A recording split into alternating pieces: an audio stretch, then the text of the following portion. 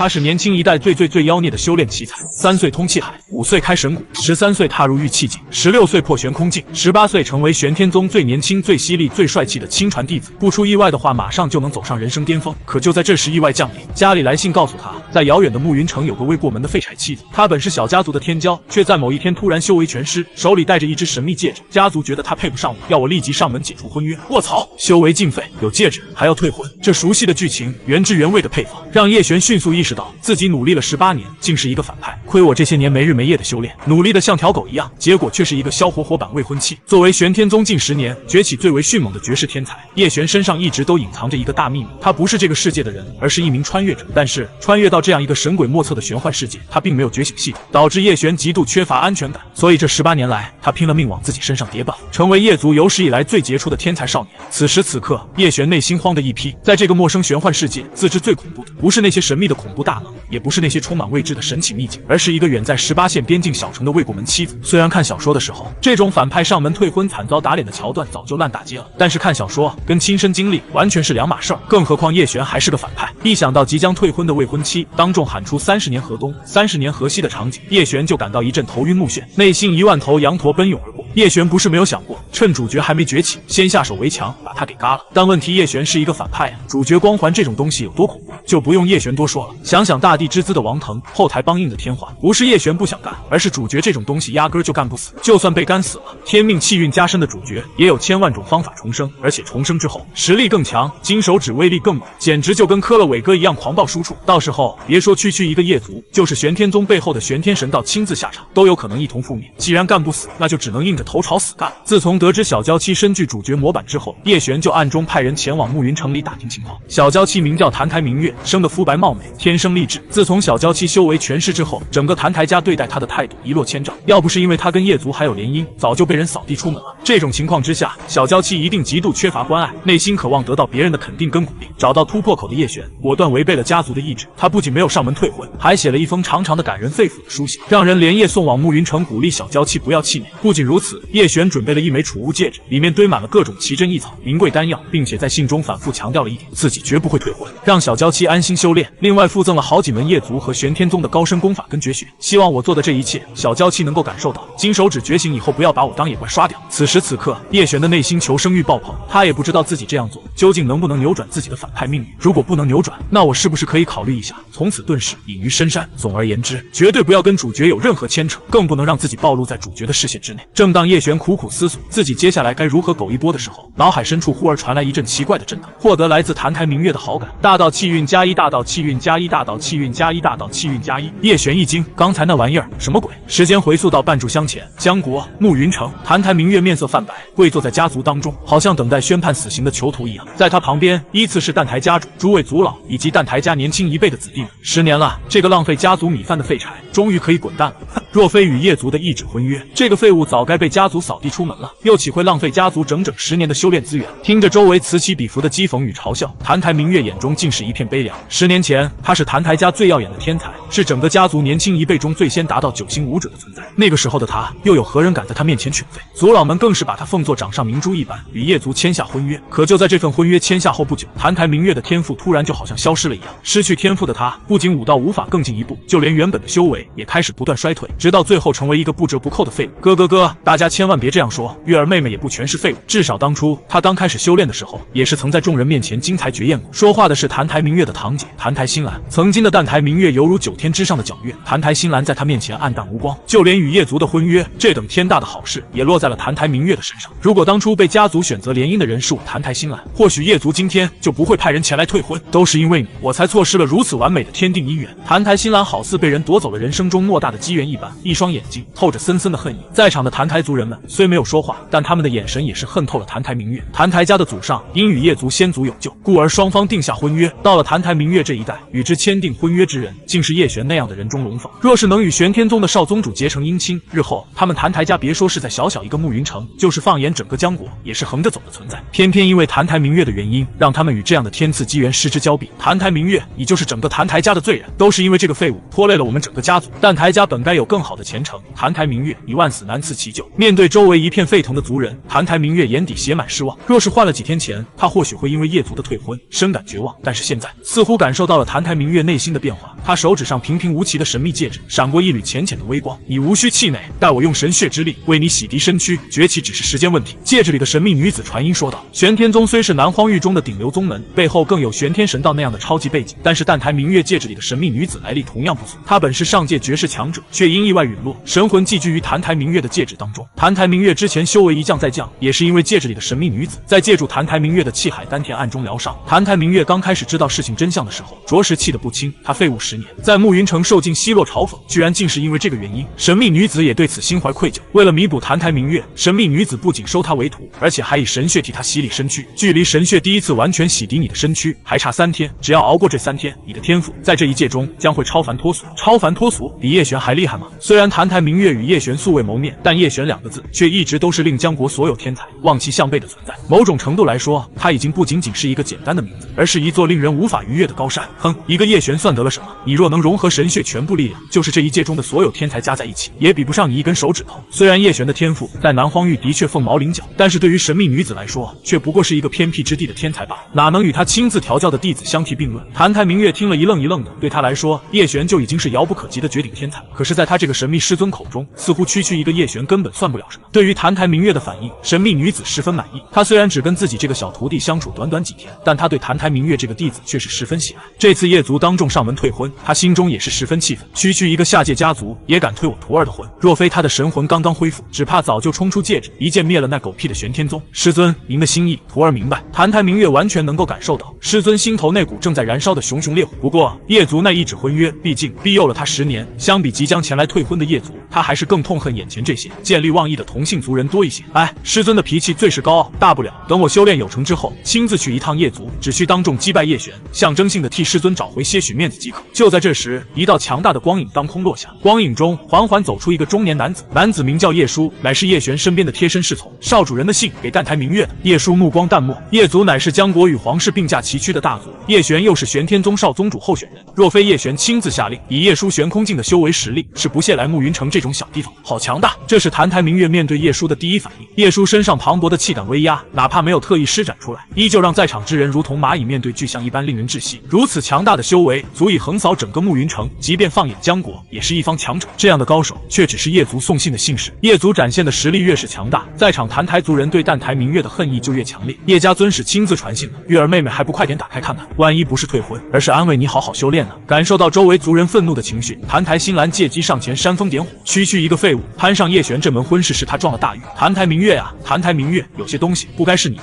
注定了一辈子不会属于你。倒是叶舒听了谭台新兰的话，脸色微微有些变化。数日前，叶璇突然派叶舒前往暮云城打探谭台明月的情况。叶舒原以为是自家少主人想要断绝跟谭台明月这个废柴少女之间的关系，谁成想竟是罢了。既是少主人的意思，我也不好多说什么。捕捉到叶舒的脸色变化，谭台新兰内心狂喜，看来我刚才这句话果然狠狠地戳在了叶族的痛点之上。叶璇乃是玄天宗的亲传弟子，又是少宗主候选人，岂会真娶这么一个废物回去？别说娶了，光是传出去都丢不起这个人。谭台明月缓缓抬头看了一眼前来送信的叶舒，原本眼中还有几分犹豫，但一想到他背后的神秘师尊，谭台明月顿时鼓起勇气撕开信封。谁知下一秒，一枚储物戒指竟顺着信封当中滚落出来。这戒指材质特殊，一看就非凡品。望到这里，周围的谭台族人眼都绿了。难道是叶族退婚的补偿？叶族乃是当世大族，叶璇又是玄天宗未来少主，他们给出的补偿分量一定不轻。哼，谭台月区区一个废人，哪有资格享用这么多的天才地宝？依我看，还是把这些东西统统贡献给家族好了。家族供养他这么多年，他谭台明月也该知恩图报才好啊。若非叶舒还站在原地，周围眼冒绿光的谭台族人怕是早就冲上去抢了。别愣着，打开吧。虽然这戒指代表的意思有些屈辱，但若是能够从中找出1-2株大药，说不定能够加速神血洗涤的速度，助你修为更上一层楼。神秘女子在戒指当中催促道：“她虽是上界强者，但现在毕竟只是一缕残魂，哪怕手里有那么几招压箱底的手段，但是不到关键时刻也不能轻易施展。”听到神秘女子的话，谭台明月十分乖巧打开了手里的储物戒指。下一秒，一股赤红色的灵光冲天而起，血蟒汁居然是能够让断脉重续的血蟒汁。血玉骨参是帮助气海脱胎、凝聚玄骨的血玉骨参。铁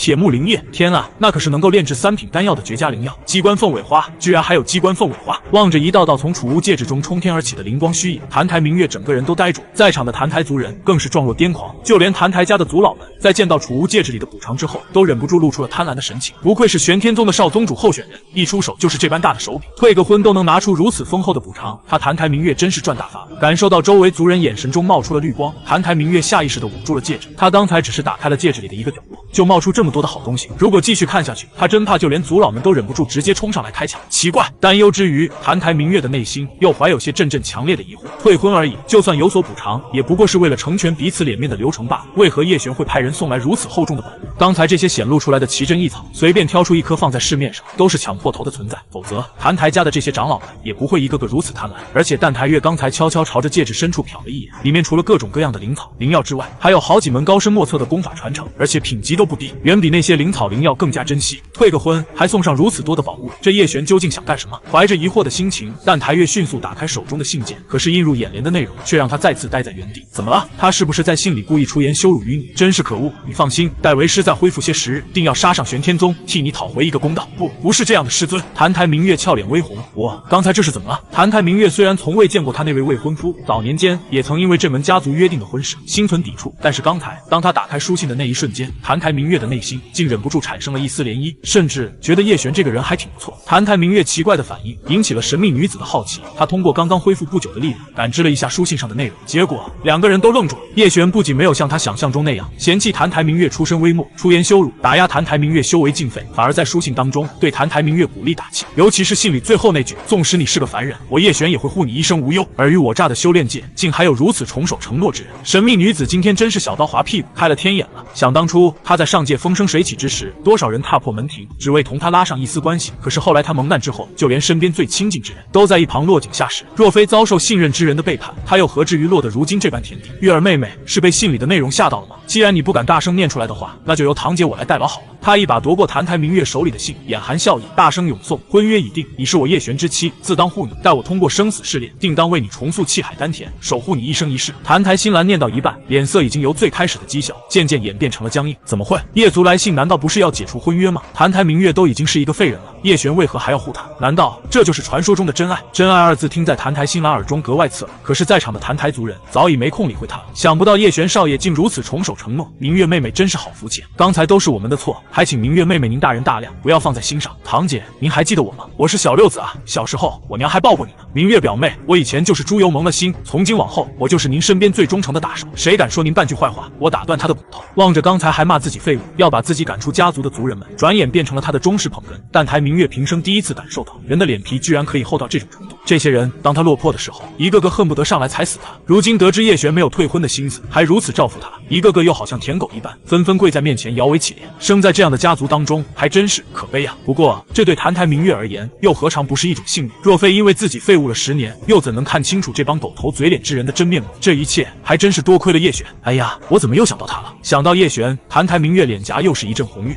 不可能！就在这时，一直站在人群中的澹台新兰突然装若癫狂，他澹台明月已经是个废人，叶璇为什么还会对他如此死心塌地？澹台新兰满脸不信，他今天本就是来看澹台明月笑话，结果现在他自己像个笑话。尤其当他注意到周围族人开始一点点疏远的眼神时，澹台新兰整个人更是好像疯了一样。假的，这一切都是假的，信是假的，储物戒指也是假的，一定是你不服被叶族退婚，故意找人来演了这一出的，对吧？还有储物戒指里的那些东西，也是你用幻术变出来的，对不对？望着面前装若癫狂的澹台新兰，周围的澹台族人目光当中充满怜悯。事实已经摆在眼前，可澹台新兰硬是不肯接受。他不仅不肯相信，就连澹台家大门口前来送信的叶叔，也被澹台新兰当作是跟澹台明月串通的骗子。你根本就不是叶族之人，为何要假传书信来蒙骗我和澹台家的族人？眼前的一幕可把澹台家主还有周围的族老们吓得不轻。澹台新兰质疑澹台明月就算了，竟还敢冲撞叶族来的使者。澹台新兰休得放肆！啪！澹台家主瞬间一个闪现，来到澹台新兰面前，狠狠一巴掌，及时打断了他疯狂的举动。你疯够了没有？叶叔的实力虽然没有展露，但他身上的气势已经经说明一切。若是惹怒了对方，整个蛋台家都承受不起对方的怒火。我没疯！被扇翻在地的澹台新兰口吐鲜血，面目狰狞恐怖。是他，都是他，他用假的业族书信骗了大家。我只是要当众揭穿他把戏，是他澹台明月骗了我们所有的人。澹台新兰不是不肯相信，而是无法接受。凭什么？凭什么澹台明月都废成这样了，还能遇到叶璇这样对他毫不放弃的绝世良配？他不肯接受，澹台明月都沦落至此了，还能有翻身的余地？除了不肯接受，他更多的还是嫉妒。他嫉妒澹台明月的一切，更嫉妒他跟叶璇的这一纸姻缘。他们明明一次都没见过，一次都没见过，为何叶璇会对他如此死心塌地？如果当初签订婚约的是他澹台新兰，那么那个令叶璇死心塌地的良配，会不会也是他澹台新兰？疯了，这女人疯了！蛋台家主摇了摇头，直接一掌劈在了澹台新兰的气海丹田之上，废除了他的修为。下手之狠辣，动作之果决，根本不给澹台新兰任何反应的时间。家主，你好狠心啊！这一刻，澹台新兰终于体会到了澹台明月之前悲凉的心境，可惜已经晚了。叶璇的一封来信，将蛋台明月从万丈悬崖捧入九霄云端。整个蛋台家正是需要一个让澹台明月宣泄不满的对象。他澹台新兰虽然是蛋台家年轻一代中的翘楚，但对比起叶族，对比起玄天宗，他的那点分量依旧太轻太轻。只可惜蛋台家主的这些手段，在澹台明月看来根本不为所动。10年废物生涯，他早已看穿人心。如今的他只想在神秘女子的帮助下，尽快完成神血素体，追寻那早已断绝多年的武道至极。或许到了那个时候，他才有勇气真正站在叶璇面前。玄天宗升仙台上，获得澹台明月的好感，大到气运加2，获得澹台明月的好感，大到气运加2，获得澹台明月的好感，大到气运加3。感受到身体当中不断增加的大道气运，叶璇猛然惊醒，原来小娇妻竟是我的金手指。虽然叶璇不清楚这个所谓的大道气运究竟是什么，但是从气运出现的那一刻起，叶璇明显能够感觉到一股汹涌澎湃的力量在他体内逐渐酝酿，欲要爆发出来。正当叶璇内心暗自宽慰自己的时候，一个玄天宗的弟子急匆匆跑上登仙台。叶璇师兄，宗主已经出关，正和各位长老正在大殿当中议事，请您过去一趟。这个前来传讯的玄天宗弟子一边行礼一边偷瞟叶璇，内心紧张的要死，简直比演唱会上见到偶像的粉丝还要激动。叶璇师兄，真的是叶璇师兄，想不到我这辈子还有机会跟叶璇师兄如此近距离的亲密说话。可是叶璇根本没有理会他内心的激动，因为他所有的注意力都沉浸在意识海中的那个金色圆球身上。按照指针上标注100点大道气运才能抽取一次奖励。叶璇暗自默默瞟了一眼，从刚才到现在，他体内已经聚集了200多点大道气运，完全可以进行2次抽奖。想到这里，叶璇瞟了一眼身侧前来传话的玄天宗弟子。玄天宗主召唤叶璇前往浩气长生大殿，肯定有什么重要的事情，不然倒是可以试试这个金手指的抽奖环节能够抽取到一些什么样的奖励。叶璇心里想着，脚下轻轻一踏，霎时间万丈祥云升空而起，阵阵虎啸龙吟之声伴随虚影升空而起。不愧是叶璇师兄，就连起飞都如此洒脱，真是令我们一辈子都无法追赶。望着脚踏祥云离开的叶璇，升仙台上的传话弟子满眼尽是仰慕与说不出的赞叹。生死试炼准备的怎么样了？叶璇刚一来到浩气长生大殿门口，就听到玄天宗主话音从里面传来，诸般事宜已经准备妥当。长老玄经回道，我玄天宗100年来只出了3个亲传弟子，叶璇是唯一一个尚在门中之人，也是3个亲传弟子中最年轻的。亲传弟子作为玄天宗最具身份的象征，一旦实力达到某个程度之后，往往都会以自己的方式寻求突破，宗门也不会刻意去约束。前面2位亲传弟子都是在寻求突破契机中离开门派，独自历练，10年来杳无音讯。唯有叶璇一直都在门派当中潜心修炼，他不愿离开宗门，除了修为没有遇到瓶颈之外，还有一个重要原因，这里是玄幻世界。哪怕叶璇的修为在玄天宗年轻一辈中堪称龙头般的存在，放眼江国也算一方强者，但是山外有山，人外有人，玄幻世界实在太危险了。留在宗门有宗主和诸位长老，以及宗门当中那些隐世不出的老怪物罩服，安全系数直线提升。玄儿的资质的确大有可为，若非这次玄天神道降下神谕，本宗主也不会如此急迫，提前开启生死试炼。玄天宗100年之内只收了3位亲传弟子，他们彼此间的天赋实力皆在伯仲之间。不过硬要比较一下的话，还是叶璇更胜一筹，毕竟年轻就是本钱。再说另外2位亲传弟子离开门派已近10年，至今未归，总不能他们一直不回来，就一直不开启生死试炼吧。可是我听说叶璇好像跟慕云城一个小家族曾有婚约，一旦叶璇成为玄天宗的少宗主，他的婚事就不仅仅再是他个人的私事，更关系到整个玄天宗的颜面。此事本宗主早已知晓，叶族已经让玄儿去慕云城退婚了。听到玄金长老的话，玄天宗主缓缓说道，在玄天宗主看来，叶璇的资质值得更好的，日后进入玄天神道，与神道中的天骄结成眷侣，也不失为一桩美谈，又岂能被区区一个边缘小城的废柴少女绊住脚步？话虽如此，但谁知道这个小家族的废柴少女会不会继续纠缠叶璇？玄玉长老所言极是，叶璇是我玄天宗目前最有机会继任少宗主的人选，而且马上又要接受生死试炼，若是因为这些琐事受到影响，岂不是要成为我玄天宗的莫大损失？此事牵扯玄天神道，我觉得玄金、玄玉2位长老的担心还是很有必要的，必须要跟这个小家族的废柴少女彻底划清界限。在一众长老的提醒下，下，玄天宗主陷入短暂的沉思。既如此，玄金长老，明天你陪雪儿去一趟暮云城，当众把婚退了吧。如此一来，也可助他安心通过试炼。站在大殿门口的叶璇听到这里，面色猛然一变。他好不容易才稳住了小娇妻，要是被玄天宗这么一闹，不仅刚刚觉醒的金手指要废掉，就连他自己怕也要分分钟变成反面教材。宗主，此事万万不可！望着走进浩气长生大殿的叶璇，玄天宗主包括在场的长老们均是一愣。叶璇，宗主让你前往暮云城退婚，那是为了你好。以你的身份，别说是区区一个小家族的废柴少女，就算是江国皇室的公主，在你面前也是高攀。叶族本就是江国当中与皇室齐名的大族，叶璇作为叶族天赋最强的少年，又是玄天宗未来的少宗主，别说是区区江国，就是整个南荒域所有凡人国度加在一起，玄天宗想要碾压他们都不过屈指之剑。更何况玄天宗的背后还有玄天神道，叶璇未来无可限量。叶璇，此事你就不用理会了，自有我们这些长辈替你做主。没错，叶璇，你若是觉得心中愧疚，大不了退婚的时候，我们多补偿他一些功法，灵药即可。想来暮云城那种小地方的家族，他们一定会非常乐意的。听着长老们这么说，叶璇真是哭死的心都有了。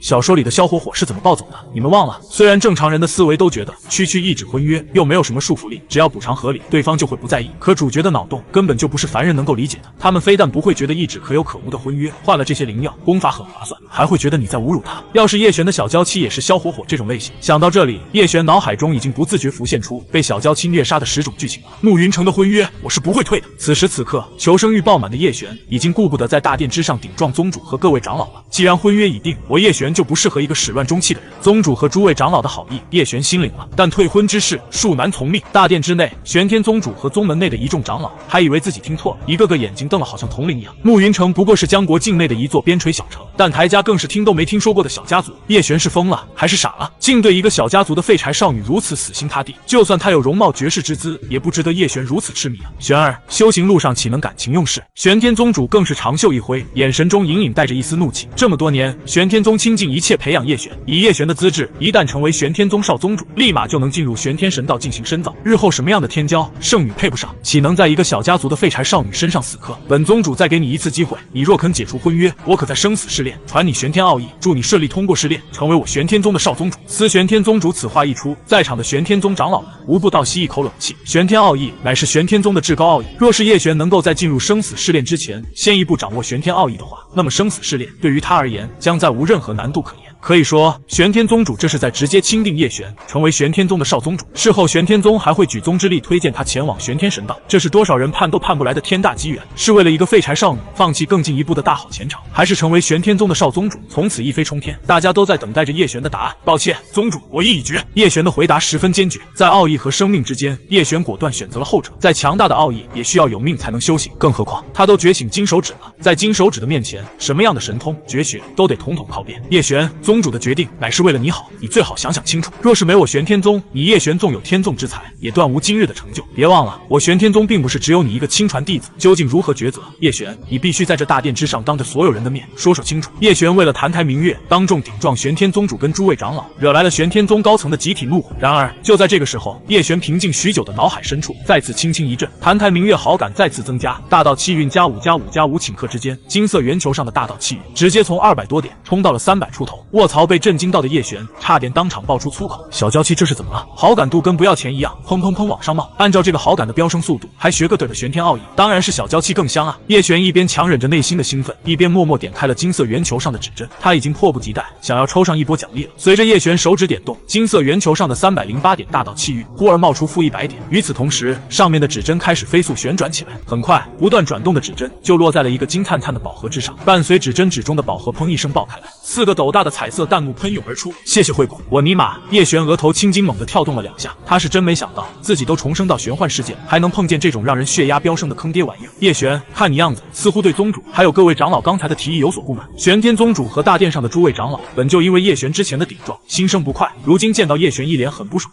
诸位长老的脾气一下就上来了，就连玄天宗主的脸色都彻底黑了下去。不过他们气，叶璇更气，自己拼着18年的努力不要，居然开出这么个倒霉玩意儿。此刻他如同被架在火炉上一样，要么活活被火烧死，要么烈火烹油。更进一步，没有丝毫犹豫，叶璇再次点动抽奖指针，随着指针又一次转动起来，很快一个金灿灿的宝盒再次展开。这次更过分，爆开的宝盒中直接冒出个空。我 X 你老母堂舅的三叔公的表妹的婶婶的大姨妈的亲闺女。这一刻，叶璇突然有了一种重新接受玄天奥义传承，放弃金手手指的冲动。这金手指实在太他妈坑爹了。但是感受到大殿里面的气氛，叶璇觉得玄天宗主还有在场的长老们似乎已经不愿意再给他这样的机会了。哼，叶璇，既然你如此忤逆长辈，就别怪宗门不给你面子，不过是一个亲传弟子罢了，罔顾我玄天宗这么多年的倾心培养，就连玄天宗主都一改之前对叶璇的亲昵态度，不再称呼玄儿，而是对他直呼其名。叶璇，本宗主已经给过你机会，你既然执意如此，那就……玄天宗主这边话刚说到一半，叶璇的体内忽而一股金光冲天而起，这金光璀璨无比，犹如9天之上降下的甘泉雨露一般，却又带着赫赫神威。神骨是叶璇的神骨觉醒了。玄天宗主一双眼睛死死盯住面前的叶璇，周围原本七嘴八舌指责叶璇的宗门长老们也是一个个目瞪口呆。难道传说是真的？传闻叶族乃是上古神灵强者传承下来的血脉，神灵本就是超越凡人的存在，就连他们传下的血脉也会福泽万世，让后辈子孙终生受益。叶族作为神之血脉，早年间诞生了不少精彩绝艳之辈，只是后来这些强者身上的神骨却被一股无名诅咒削弱，自此叶族再也没有出现过上古时期那等超凡入圣的绝世强者，被迫从中荒灵域迁出，逐渐沦为与凡人国度并驾齐驱的存在。叶璇当初就是因为在突破玄古境的时候，骨骼当中开启了一丝神则纹路，才被玄天宗主一眼相中。可惜叶璇进入玄天宗后，虽然修为进步神速，但神骨上的特性却没有丝毫显现。难道今日便是他神骨彻底觉醒之时？玄天宗主扶住座椅的双手忍不住微微颤抖起来，就连叶璇自己都没有想到，他本已不抱希望的最后一次抽奖，居然直接抽到了一枚能够帮助神骨觉醒的大道果实。所谓大道果实，顾名思义，就是以天地大道意志凝聚而成的一颗果实。神灵为何称之为神？就是因为他们能够掌握天地大道的奥义。大道果实中的天地奥义本就与叶璇体内的神骨相辅相成，有了大道果实的帮助，叶璇体内的神则纹路开始顺着全身骨骼生根发芽，犹如干渴的枯木得到了灵泉的滋养，阵阵金光不断如蛛网一般漫步叶璇的全身，到最后就连他整个人的骨骼都变成了淡淡的金色，仿佛下一秒就要从肉体当中脱离出来。轰！就在这时，天空突然裂开，碎空境五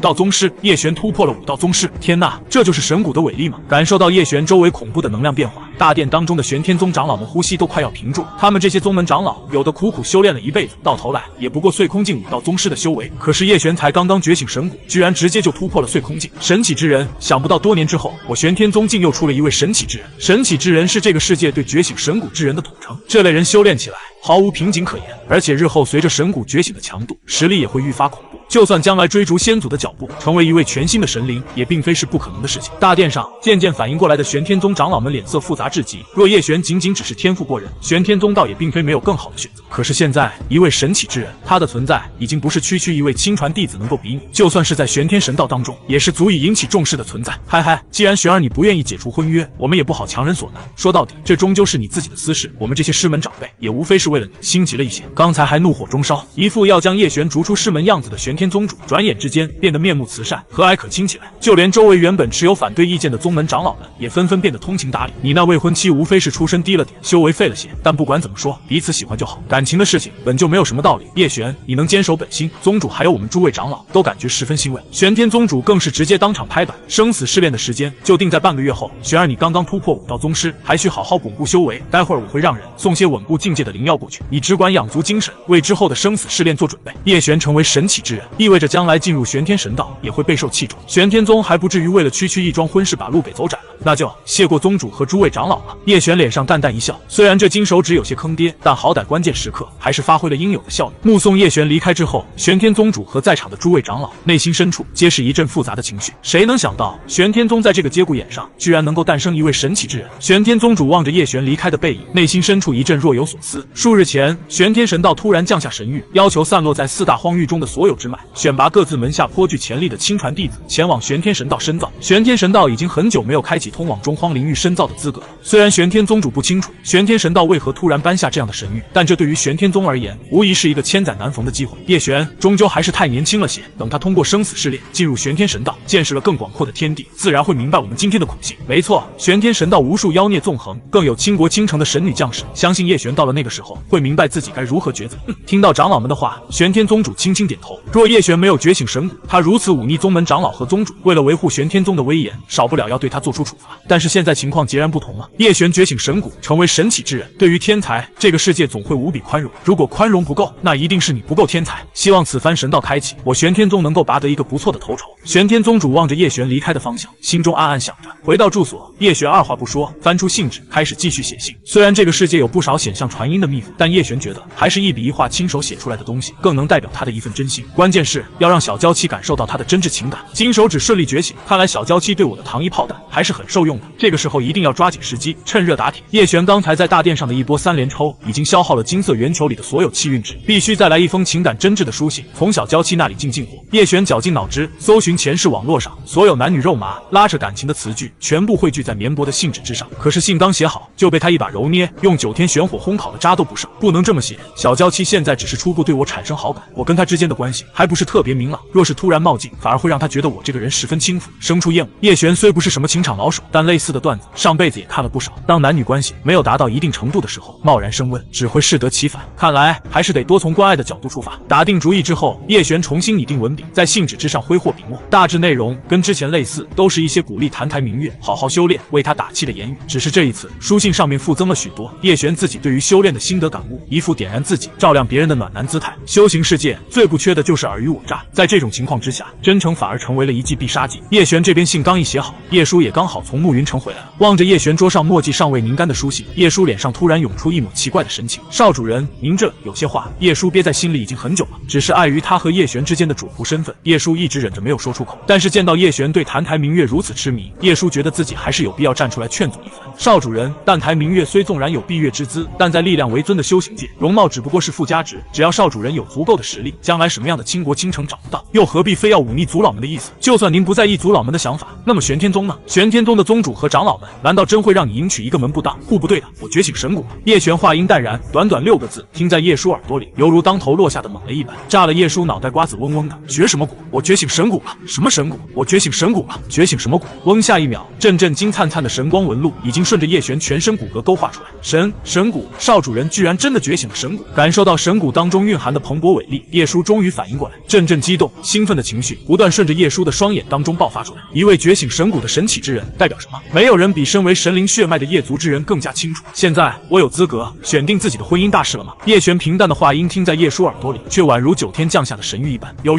绝对有！别说他澹台明月只是一个废物，就算他是个残疾，只要少主人喜欢，叶族当中也绝没有人敢多说半个字。残疾？听到这里，叶璇眼神怪怪的，我的口味有这么独特吗？殊不知，在叶舒还有玄天宗的诸位长老眼中，叶璇选择了废物的澹台明月，跟选个残疾一样没有任何区别。我这就回去将少主人开启神骨的消息告知族中，相信族人们听到这个消息一定会非常高兴。叶舒决定先回去通知叶族，是因为他知道叶璇选择澹台明月这件事会让他们这一脉在族中面临多大的压力。早日将叶璇觉醒神骨的消息传回去，家族那边也能消停不少。叶璇自然也清楚叶舒的心思，正好这趟回到叶族之后，顺道把我这封信送去暮云城，务必亲自交到澹台明月手中。刚才还兴奋了不能自己的叶舒听到这里，表情开始逐渐变得怪异起来。他堂堂一个7星大武师，放眼江国都算得上是一方强者，如今却变成了2个小情人之间互递情书的工具人。关键是他前脚刚从暮云城回来，叶璇这么快又写了一封信，知道的是你俩有婚约，不知道还以为你们2个背地里早有奸，嗨，私定终身了。江国、叶族、叶观海，看看吧，这就是你的好儿子，竟然忤逆族中决议，与澹台明月这样一个废物私定终身，难道你们就不知道这样做的后果吗？叶族宗祠当中，3长老一脉疯狂攻击着叶璇的父亲。3长老此言差矣，璇儿与澹台明月之间本就有婚约在身，何来私定终身之说？他只是不愿意违背先祖的约定，贸然解除婚约罢了。叶璇的父亲极力为他辩驳，但他内心深处同样不明白自己的儿子为何不惜忤逆家族，也要力保澹台明月这样一个不能修炼的废物。玄天宗已经决定为叶璇开启生死试炼，事关玄天神道，所以开启试炼之前，玄天宗特意派人暗示了一下，身为玄天宗的少宗主，身上绝不能沾染任何让人诟病的污点，哪怕是一个修为尽废的未婚妻。我叶族等了这么多年，好不容易出了一个天才，若叶璇能够进入玄天神道深造，那我叶族多年来重返中荒灵域的夙愿，岂不是也能一同实现？叶族的族老们纷纷表态，在叶璇进阶玄天宗少宗主这件事情上，他们绝不容许有任何失误。就连族中一向少言寡语、沉着冷静的大长老都忍不住开口道：观海，此事叶璇确实过了，叶族衰落已久，太需要一个能够为家族纲鼎的强者出现。叶璇能够开启神骨铭文，被玄天宗收为亲传弟子，如今玄天宗更是愿意为他开启生死试炼，有意助他进军玄天神道，这是叶族千载难逢的机会，整个叶族都等待着家族再次诞生一位超凡入圣的至尊强者。这种关键时刻，岂能被心中的一丝怜悯绊住？相比3长老的言辞激烈，大长老明显更为理智一些。叶璇从小刻苦努力，在修炼的事情上一刻也不敢懈怠，绝不至于像3长老一脉说的那样被区区美色所迷。此事关系叶璇一生的前途，我们这些长辈当为他摆脱困顿，重新掌舵人生的方向。在大长老心中，叶璇顶多就是觉得贸然撕毁婚约，对澹台明月有些残忍，心中对他产生了些许愧疚、怜悯，仅此而已。欲成大事者，岂能被这些区区俗物裹挟？可是大长老、璇儿他叶观海还想说些什么，却被大长老当场打断。好了，关海，你无需多说，叶璇的事情自有我和玄天宗的诸位师长替他操心，你就不必再为他的事情费心了。大长老当场拍板，即便叶关海也是有心无力，可是叶关海的眼神中却隐隐闪烁着一丝担忧。玄儿决定的事情，9头牛都拉不回来，偏偏玄天宗和叶族又是这么一个态度，只盼双方不要因为此事产生摩擦决裂才好。正当叶关海满心担忧之际，叶族上空忽而一阵流光从天而降，少主人的玄天通灵神符虽然能将我速度提升极致，但以我当下的修为使用神符还是太过勉强了一些。流光散尽，一脸疲态的叶叔缓缓走出。这道神符本是叶璇派他连夜赶往暮云城时赐下的，为了不耽误给澹台明月送信，叶璇在叶叔前往叶族之前，又往神符之上加注了几丝神力。以叶璇如今神骨觉醒、武道宗师的实力，叶叔7星大武师的实力，显然有些吃不消了。叶叔，你来得正好，家族派你去传信，让叶璇和澹台明月解除婚约，你却瞒着家族，替叶璇到暮云城做出如此荒唐的事情。叶叔刚一出现，顿时吸引了叶族族老们的集体怒火。一个废女罢了，也能送上如此多的奇珍异宝，你可知家族当中都没有多少子弟能够享用这些灵草灵药，叶璇却私自做主，给了一个废人。叶叔，此事你当如何解释？三长老一脉疯狂输出，那满脸气恼的模样，就好像叶璇真做了什么对不起他们的事情一样。叶叔当然知道他们在气恼什么。叶族虽然迁出中荒领域多年，但在江国当中依旧是与皇室并肩的大族。叶关海一脉原本在叶族毫不起眼，却因为叶璇的崛起富平子贵。更重要的是，在叶璇这些年的崛起之路上，不少叶族年轻一辈成了他成功路上的踏脚石，其中又以三长老一脉最为突出。他的2个儿子、3个孙子都曾因为叶璇错失机缘。往日里，叶璇顶着叶族天才的光环，又是玄天宗少宗主候选人，三长老自然无可奈何。但现如今，叶璇为了一个废物未婚妻，居然跟整个家族对着干。关键是他的行为已经伤害到了整个叶族，乃至玄天宗的诸位师长。三长老一脉自然免不了出来狠狠踩上一脚。叶叔今日前来，正是为了少主人给在座的各位族老长老们传句话。哼，既是传话，为何他自己不亲自前来？莫非是知道了他做下的那些见不得人的事，不好意思站出来承受家族的怒火？三长老满脸冷笑，然而对此叶叔却是平静至极。果真被少主人猜中了。三长老一脉在叶族当中是什么嘴脸？叶璇重生这18年，早就看得清清楚楚。他早就料到，他拒绝退婚的消息一旦传回叶族，三长老一脉肯定不会善罢甘休。所以在叶叔临行之前，叶璇特地赐予了他另外一枚神符。叶叔也不啰嗦，当着叶族所有人的面，当空捏爆神符。下一秒，叶璇的身影顺着神符当中显现出来。我知道家族当中很多人对我坚守婚约心生不满，今日我让叶叔前来传话，只为告诉大家一件事。叶璇话音才落，身上顿时气象万千，神光大作，无数的神纹顺着叶璇身体表面浮现出来。神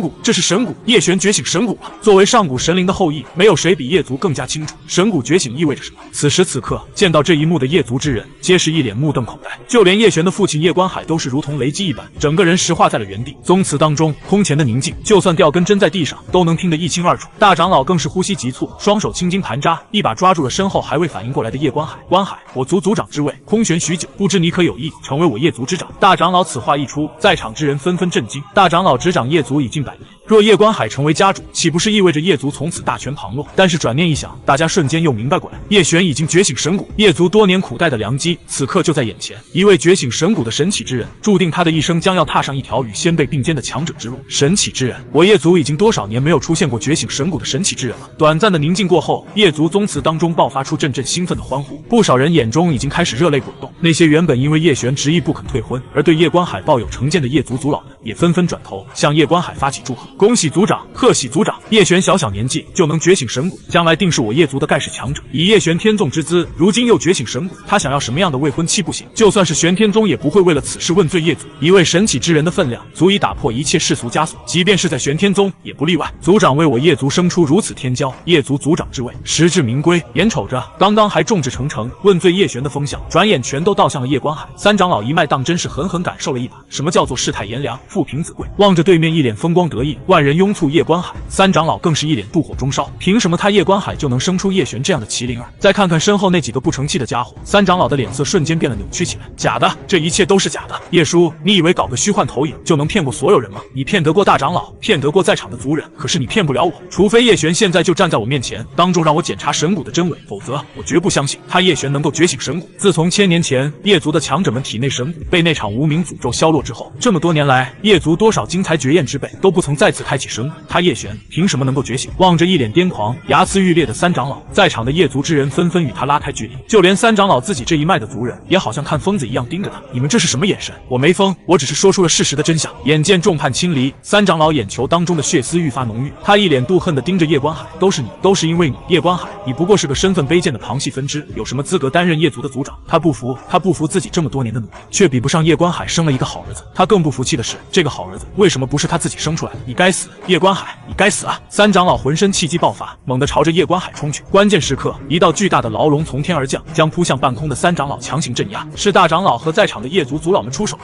叶璇觉醒神骨，乃是叶族千年未遇的绝世机缘。大长老亲自指定叶观海作为叶族族长，正是为了借助亲情的纽带，将叶族与叶璇这位神启之人紧紧捆绑在一起。如此举足大计，岂能因为区区一个疯癫了的三长老而横生变故？三长老突发疯病，以下犯上，贸然攻击族长，当削去长老之位，镇压烈狱，受星火焚烧之刑，神魂不散，极刑不止。三长老一脉念其遭受蛊惑，死罪可免，责令1日之内迁离叶族祖地，终其一生困守烈狱。大长老此话一出，顿时迎来了叶族族老们的一致赞同。叶族好不容易出了叶璇这么一个天之骄子，岂能因为区区一个三长老断送了整个叶族的大好前程？至于被罚永困烈狱的三长老一脉，顶多算个天头。他们这些人平日里没少在三长老的授意下与叶观海父子为难，如今叶观海成了叶族族长，这些人留在叶族当中也是碍眼，不如同三长老一同罚了去。眼不见心不烦，面对家族一边倒的风向，那些被罚心有不服的三长老一脉族人，虽然心有不服，却也是有心无力。相比叶璇这位觉醒神骨冉冉升起的未来强者，他们更恨的还是三长老。若不是三长老自己疯批，非要当众攻击叶观海这位新任族长，他们何至于要跟着一起吃落瓜？这老疯批自己身受烈狱之刑就算了，居然还要连累我们一起受罚。困守烈狱虽不用像三长老那般忍受星火煎熬，魂飞魄散，但终其一生也只不过是个受困的囚徒罢了。关键是他们叶族嫡系的身份迁离祖地，就意味着他们这一脉还有他们的后代永生永世都无法再以叶族嫡系自居，从此沦为罪徒，连家族中最普通的外围旁系都不如。这个祸害全族的老疯批，就让他去烈狱受星火酷刑，活活烧死，最好是魂飞魄散，连转世投胎的机会都没有。叶族族长之位空悬100年，终于迎来了他们的新任族长。除了被罚烈狱的三长老一脉，整个叶族一片喜气祥和。但是大家心里都清楚，叶族的喜气并不是因为有了新族长，而是有了叶璇这位觉醒神骨的神奇之人。叶叔，你刚回到叶族，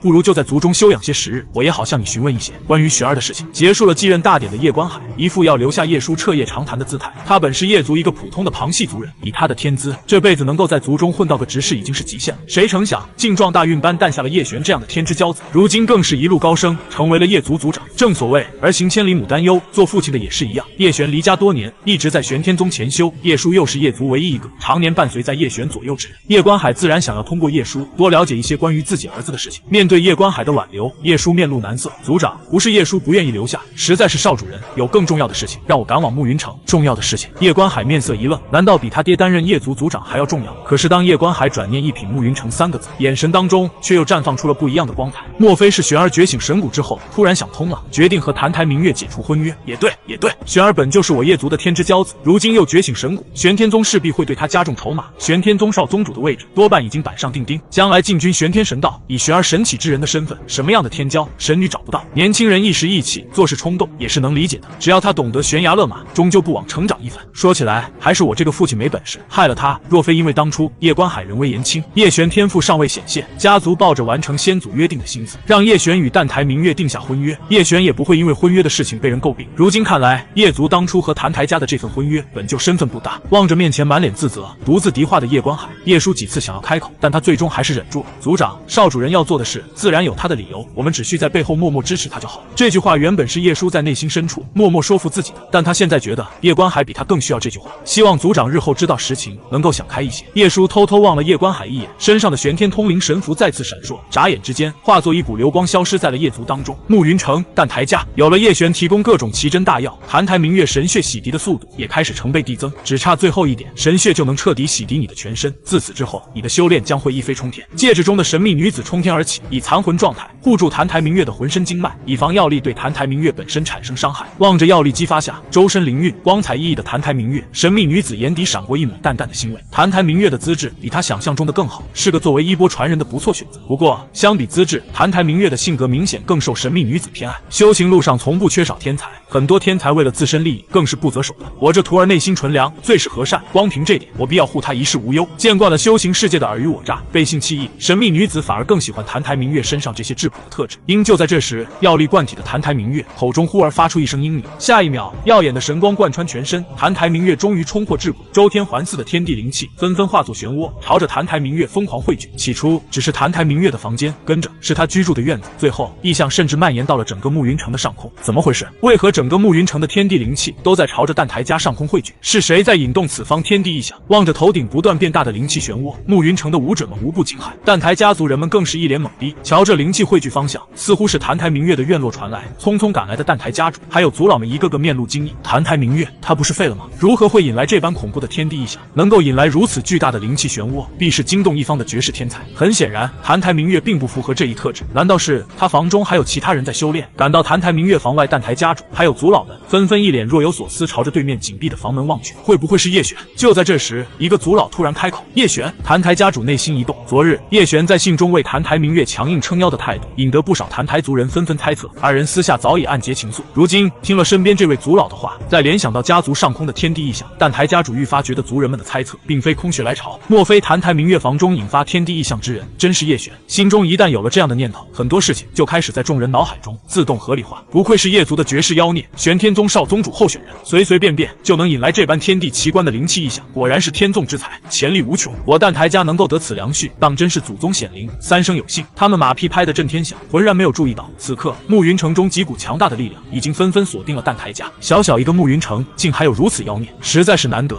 难得。暮云城某处酒楼门口，一个浑身破破烂烂、扣着鼻孔坐在台阶上的酒糟鼻老头子，醉醺醺的浑浊童子猛地闪亮起来。与此同时，暮云城外，一个身穿灰色长袍、背负长剑的中年，淡淡朝着暮云城上空的灵气漩涡扫了一眼。天降异象，必是出了什么了不得的惊世之才，此乃我玉山剑派的福源。话音刚落，他背后长剑已然化作阵阵剑光，连同灰袍中年一起消失在了原地。澹台明月屋外，澹台家主还有家族中的一众族老们正满脸焦急站在门口。叶族的当世妖孽，玄天宗钦定的少宗主候选人，此刻跟他们就只有一门之隔。如果运气好，能够跟他攀上关系的话。想到这里，澹台家主还有他身后的族老们纷纷兴奋不已。为了避免打扰叶璇，澹台家主更是直接下令，家族当中除族老和家主之外，其余人等不得轻易靠近澹台明月居住的院落半步。时间一分一秒的过去，眼瞅着澹台明月院子上空的天地灵气渐渐开始恢复平静，澹台家主和周围的族老们也纷纷打起精神。终于结束了吗？如果这天地异象一直显现，他们还不知道什么时候才能见到叶璇。吱嘎！就在这时，房门打开，澹台明月从里面走了出来。澹台家主还有在场的族老们纷纷满脸期待，似乎在等待着什么。可是他们等待了很久，依旧没有见到叶璇的踪影。人呢？什么人？澹台明月淡淡道：“叶璇啊，他不是在你的房间吗？刚才的天地异象应该就是他引发的吧？”澹台家主此话一出，澹台明月顿时皱作一团。合着在他们眼中，澹台明月就只是一个能够借着婚约为家族提供便利的吉祥物。在这些人的思维意识里，根本不会想到引发天地异象的人是那个被他们忽略10年、称作废物的澹台明月。就在这时，一道流光突然从天而降，正是前来送信的叶舒。恭喜明月小姐成功突破桎梏，引来如此天地异象，想来定是收获不小。望着面前与昨日判若两人的澹台明月，叶舒内心独自惊骇，少主人眼光果然毒辣。叶舒还记得他第一次来澹台家时，那个时候的澹台明月还是一个修为尽废之人，想不到短短1天不到，澹台明月竟然引来如此恐怖的天地异象。这种程度的异象，怕是比起尚未觉醒神骨的少主人也不成多让。关键是那个时候根本没人看好澹台明月，唯有叶璇始终对他充满信心。如今看来，少主人定是早已看破此女身上玄机，少主人之神威，果然非我辈寻常之人能够揣摩。叶舒内心独自惊骇，完全没有注意到一旁的澹台家主还有澹台家的族老们已经被他刚才的祝贺震惊了，满面呆滞。什么意思？刚才引来天地异象的人不是叶璇，是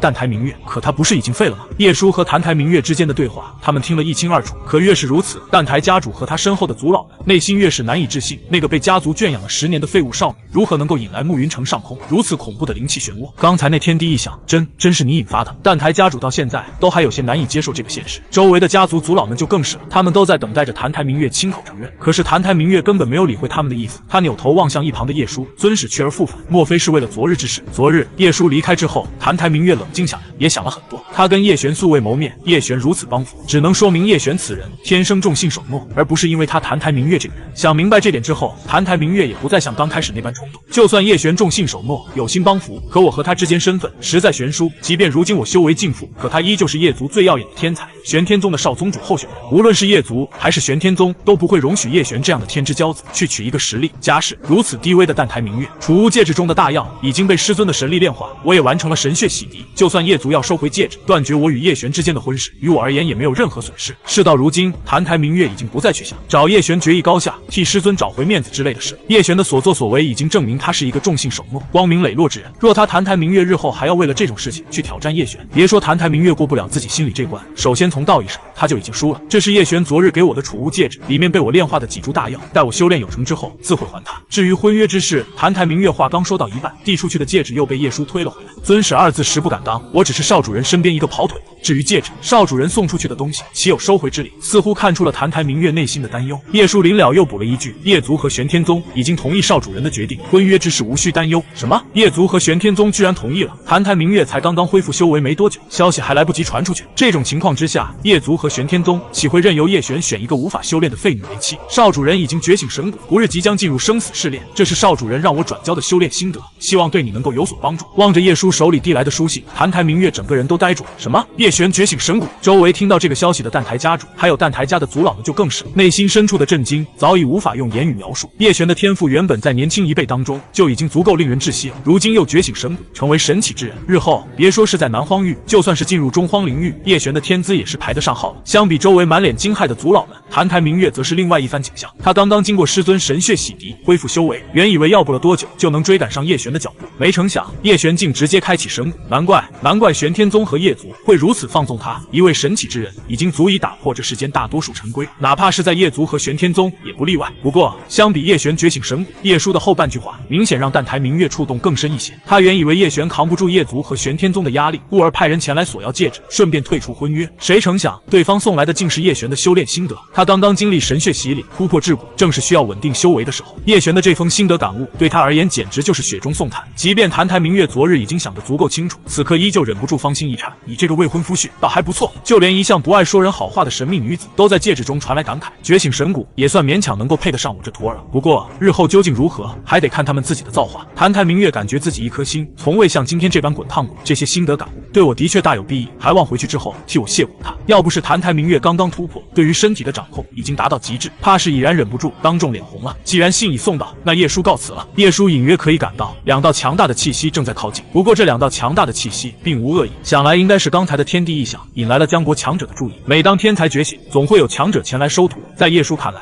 这本就是谭台明月自身的机缘，他一个叶族之人留在这里反倒显得不美。更何况叶璇交代的事情既已完成，叶叔也没有必要继续留在这里。身上玄天通灵神符闪烁的瞬间，叶叔已经消失在谭台明月的视线之内。叶叔走后，淡台家主还有他身后的族老们一个个尴尬的恨不得立马找条地缝钻进去。明明是谭台月爆发潜力引来了天地异象，他们却误以为是叶璇。正当淡台家主准备开口化解这股尴尬的时候，谭台明月突然开口：淡台家供养我10年，但这10年来，你们通过我和叶族的婚约，也在暮云城中占据了不少矿脉资源。有了叶族姻亲这层关系，淡台家在暮云城中鲜少有人敢招惹他们，哪怕那些实力强过谭台家的家族，在争夺矿山资源的时候，也不得不考虑一下叶族和玄天宗的态度。明丫头，都是一家人，彼此间账算这么清楚作甚？是啊，家族的不就是你的？只要明丫头你愿意，明天我们就让人把家族宝库里1/10半的宝物统统送给你。叶璇已经是神奇之人，淡台明月今日又引来如此天地异象，淡台家主和他身后的族老们为了拉拢谭台明月，也是下了血本了。可是下一秒，谭台明月竟咬破手指，当空划出一道血线。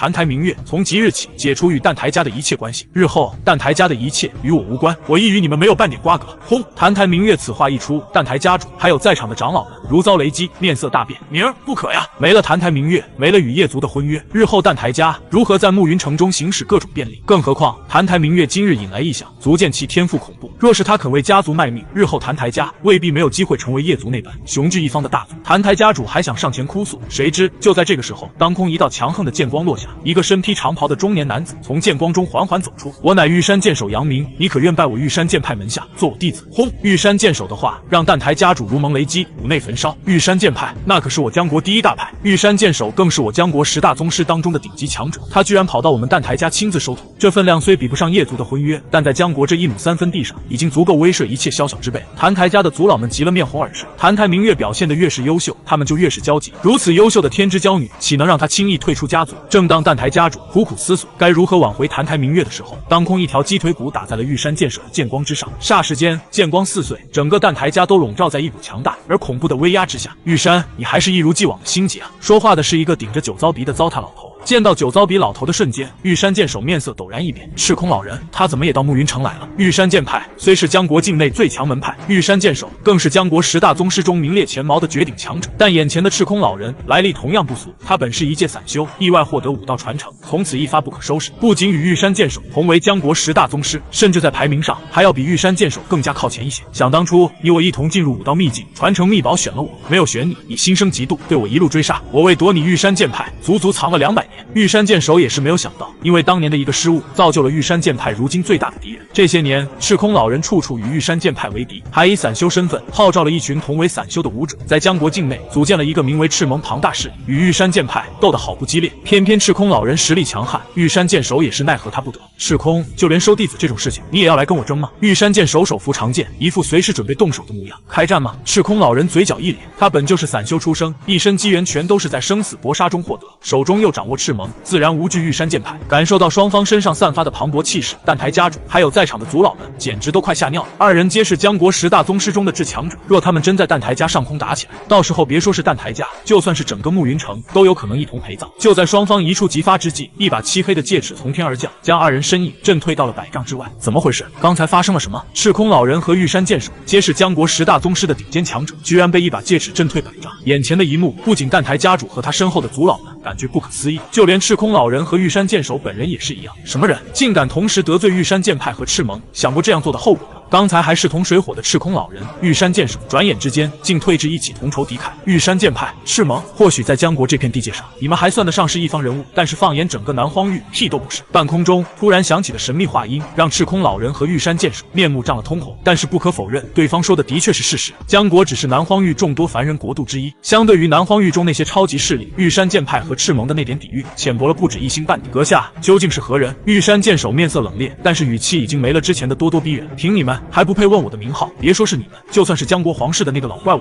见到我也得灰溜溜的滚回去。听到这里，玉山剑手和赤空老人的脸色彻底变了。江国10大宗师，江国皇室的那位老家伙论第一，其他人都得乖乖排在后面。也正是因为有他的存在，江国这些年才能一直屹立不倒。阁下这话说的未免太狂妄了一些吧？赤盟和玉山剑派这么多年一直被江国皇室压着，究其根本，就是因为赤山老人和玉山剑手打不过江国皇室中的那个老家伙。不过对那个老家伙的实力，他们还是打心眼里佩服。可是刚才那神秘声音的主人却好似一脸瞧不上对方的意思。江国皇室里那老家伙名为武宗，实则一身实力已经半只脚踏入了武王境界。一旦对方成为武王，到时候别说是江国，就是在南荒域中也算得上是一方强者。哼，废话真多。神秘声音的主人显然不想跟他们二人废话，一只虚影幻化的巨手缓缓凝聚，仿佛这方天地都在他手中化作囚笼，驾驭天地，御空境，武王强者。玉山剑手满脸惊骇，好！赤空老人更是吓出一身冷汗，二人转身就跑，根本不敢在原地多做停留。望着眼前的一幕，蛋台家主和那些族老们下巴都快惊掉。御空境，武王强者，他们简直不敢相信这样的强者会出现在小小的暮云城中。不等大家想明白这一切是怎么回事，一道文质彬彬的身影已经毫无预兆，凭空出现在谭台明月身边。那2个武道宗师配不上你的资质，我名范田，你可愿做我学生，入我星斗学院？对方轻飘飘的一句话，当场把蛋台家主还有他身后的族老们给震傻。星斗学院，南荒域中与玄天宗齐名的星斗学院，天呐，竟然是星斗学院亲自到我暮云城来收徒。刚才玉山剑手和赤空老人散发的气势，吸引了暮云城中不少武者来到附近。此刻听到这位喝退玉山剑手跟赤空老人的神秘强者，居然是来自星斗学院，一时间他们脸上纷纷露出了震惊的神情。星斗学院亲自前来收徒，这是蛋台家的造化呀！呸，狗屁造化！没听谭台明月说他要退出家族吗？谁能想到暮云城沉寂10年的废女，今日竟会一朝崛起？谭台明月没有理会周围羡慕嫉妒的目光，他眼光直视，一脸淡定的瞧向范天。您是看上我的资质，还是看上叶璇身后的玄天神道？谭台明月此话一出，蛋台家家主还有他身后的族老们顿时吓了面色狂变。眼前这位可是来自星斗学院的武王强者，要是惹怒了对方，别说区区一个蛋台家，就是整个江国都有可能一同遭殃。蛋台家主一个劲儿拼命的朝谭台明月使眼色，可是谭台明月根本不为所动。倒是范天面对谭台明月的质问，眼神当中略显尴尬。他此番前来，的确不仅仅是因为谭台明月引发的天地异象。叶璇开启神谷，就算没有生死试炼，迟早也要进入玄天神道深造。星斗学院虽然在南荒域中是与玄天宗齐名的超级势力，但他们背后并没有玄天神道那样的恐怖靠山。若是能够借助谭台明月与叶璇的这层关系，搭上玄天神道，这对星斗学院未来在南荒域的发展绝对有百利而无一害。刚才的玉山剑手和赤空老人同样也是奔着这份好处来的，只是在范天看来，他们根本不配染指。既然你看出来了，我也就不藏着掖着，我收你入星斗学院，虽说有几分私心，但确实也是看中了你的天资。蛋台明月能够引来天地异象，一身天赋本就不低，将来成就就算比不过叶璇，也不会相差太远。关键是这笔买卖对于星斗学院来说，本就是一发双贯，稳赚不赔。无论是谭台明月的崛起，还是叶璇身后的玄天神道，对星斗学院都是百利而无一害。你既已退出家族，也就意味着断绝了所有的修炼供应。若你同意入我星斗学院，我可以替学院承诺各种资源秘籍，你想要多少就有多少。而且将来你成功崛起之后，星斗学院绝不限制你的发展。范天这是在打明牌，不过他这开诚布公的架势对谭台明月却是十分受用。感受到范天和星斗学院的诚意，谭台明月淡淡一笑，学生见过导师。相比蛋台家这些勾心斗角的阴损小人，蛋台明月还是更醒的。星斗学院这种直来直去，把所有利益问题摊开来，光明正大的行事作风。更何况星斗学院本就是南荒域中一方大势力，有学院的庇护跟海量资源相助，谭台明月崛起的速度只会更加迅猛。当然，最关键的一点还是谭台明月想要尽快追上叶璇的脚步。哼，区区一个巅峰9星武王，对现阶段的你也算有那么几分助力，不过要做你的导师还是差了点。听到戒指里面神秘女子抱怨的话音，谭台明月内心无奈一笑。按照神秘女子的脾气，要真让之前的玉山剑手、赤空老人把他收做徒弟，他还不分分钟冲出戒指，一人一剑把他们给斩了。不过神秘女子也就是在戒指里面抱怨一下而已。蛋台明月如今修为尽复，正是需要一处势力寄居、奋力成长之时。有了星斗学院的庇护，对于谭台明月而言，利大于弊。这也是为何他嘴上骂得厉害，却暗中默许谭台明月答应下来的原因。接下来，在范天的陪同下，谭台明月收拾了一下需要从蛋台家带走的东西。我虽在家族苦熬10年，可到头来能带走的东西真是不多。谭台明月忽而感觉有些讽刺，明明是自己的家族，他竟没有半分留恋。蛋台家主几次想要上前劝阻，都被范天强大的气势跟震慑了回去。眼瞅着谭台明月随星斗学院的强者一同离开了暮云城，那些在暮云城中被谭台家压制多年的武者家族，一个个全都沸腾了起来。哈哈哈！谭台毕刚，你蛋台家仗着叶族的婚约，这么些年在暮云城中好处占尽，如今也该是还回来的时候了。多行不义必自毙，你蛋台家当初在暮云城中有多嚣张，今天我就要让你们有多悲伤。嘿嘿嘿，自己家族的天之娇女不好好培养，一心只想仗着外力霸占暮云城的资源，落得今天这般下场，也是你谭台家咎由自取，与人无尤。面对暮云城各大武者家族的围攻，整个谭台家一片胆战心惊。家族本来有了一个能够与叶璇相争齐名的绝世天骄，结果硬生生让他们给断送了。此时此刻，蛋台家主悔的肠子都青了，失去了谭台明月，就等于失去了与叶族的婚约。谭台家的实力放眼暮云城，不过是个中等家族的层次。面对暮云城这么多武者家族的一同围攻，谭台家的覆灭已成定局。蓝荒域玄天宗获得来自谭台明月的好感，大道气运加7，大道气运加7，大道气运加11。感受到来自小娇妻不断飙升的好感度，叶璇感觉自己重生这18年，简直就是在虚度光阴。明明有一碗香喷喷的软饭放在他面前，他竟然不懂珍惜。好在叶璇没有等到失去才后悔莫及，看来这波心得感悟是送到小娇妻的心卡上了。居然一口气给我爆出这么多的大道气运，望着之前3连抽已经彻底消耗的大道气运，如今又重新蓄满，达到了恐怖的400多点。叶璇眼都笑弯了，整整4次气运抽奖机会，但是当他手点向指针的瞬间，却又犹豫了起来。叶璇是真被上次大殿上的2次坑逼抽奖给坑怕了，要是4次抽奖机会抽中的全都是谢谢惠顾或者空盒之类，那他可真就哭都没地方哭去。怕什么？撑死胆大的，饿死胆小的。反正小娇妻现在对他的好感度一直都在提升当中，就算4次抽奖都坑爹了，只要不断刷新小娇妻的好感度，以后有的是继续抽奖的机会。想明白这点之后，叶璇眼神中仅剩的一点犹豫也荡然无存。随着叶璇指尖轻轻拨动，抽奖的指针开始快速飞转起来，他一双眼睛死死盯住抽奖的指针，400点大道气运，每一次抽奖都是一次改变命运的机会。终于伴随着指针落地，一个金灿灿的宝盒砰一下顺着叶璇的视线炸开，这是大道果实。叶璇心头一喜，叶璇昨日在大殿上才刚刚觉醒神骨，没想到这么快又抽到了一颗大道果实，不知道再把这颗吃下去，神骨又会蜕变到怎样的程度呢？叶璇内心深处暗自想着，神骨觉醒并非尽头，随着后续神谷的蜕变，觉醒神谷之人还能获得更多不可思议的神威。神谷觉醒同样有强有弱，蜕变越是完整，后期实力也会越强。像中荒领域中的很多绝世天骄，据说他们的神骨就已经脱变到了一种令人匪夷所思的程度。更有甚者，开启完整的神骨，实力直追上古真神。我现在的神骨特性不过刚刚觉醒，勉勉强强算是蜕变到了10%左右。不过叶璇并没有急着服用这枚大道果实，而是点动指针继续抽奖。接下来的3次抽奖机会，一次谢谢惠顾，一次空，最后一次的运气还不错，又让叶璇抽到了1枚大道果实。如今我手里已经有了2颗大道果实，应该足够让神骨再继续蜕变2次。叶璇没有丝毫犹豫，直接点动金色圆球，提取了1颗大道果实的力量。果实力量涌入叶璇体内的瞬间，磅礴无际的大道意志开始朝着叶璇的4肢百骸当中疯狂涌去。在这股力量的冲击下，神骨渐渐开始产生反应，但金色的纹路开始在叶璇的神骨之上勾画起来。随着金色纹路的勾画，阵阵磅礴的神威也开始顺着叶璇体内爆发出来。在神威的作用下，叶璇刚刚突破不久的5宗境界也开始以肉眼可见的速度提升。不过眨眼的功夫就从1星5宗提升到了1星巅峰。不过神骨的伟力并未就此停止，叶璇的武者修为一直从1星巅峰一路提升到了3星5宗的状态，居然眨眼之间就横跨了3个小境界。武者、武灵、武师、大武师、武宗，这些能够对武者实力产生质变的境界，被武者称之为大境界，而每一个武者境界中的星级又被称作小境界。虽然这一颗大道果实只是让叶璇横跨了3个小境界，但若是换成平常苦修，没有个小半年肯定是不行的。关键是叶璇这次提升的不仅仅是武者境界，还有他体内的神骨。这一颗大道果实直接把叶璇神骨脱变到了20%的状态，体内神威也更加凝实浓厚。要真打起来，怕是9星5宗也不是我的对手。这便是身为神启之人的傲气，拥有神骨神威加持，同境界中神启之人近乎无敌。而且随着神骨未来的不断脱变，就算越级挑战，对叶璇而言也不是什么难事。轰隆隆！正当叶璇沉浸在神骨和境界的提升当中，难以自拔之际，头顶上空忽而一道响雷落下。怎么回事？好端端的宗门之内怎会出现雷劫？难道是门中某位长老突破了吗？玄天宗的弟子们纷纷被头顶上空传来的雷云吸引。好恐怖的雷劫！仅3息之间，威力居然暴涨了数十倍。望着玄天宗上空不断扩大的恐怖雷云，玄天宗主还有玄天宗的长老们纷纷眉头一皱，瞧着雷云汇聚的方向是听朝海阁。玄天宗主面色微变，听朝海阁是6品洞天，在玄天宗只有亲传弟子才有资格居住，而如今玄天宗宗门之内唯一的一个亲传弟子正是叶璇。难道是叶璇的神骨又蜕变了？玄金长老目光一颤，寻常突破是不会引来雷劫的，只有在一些特殊情况之下，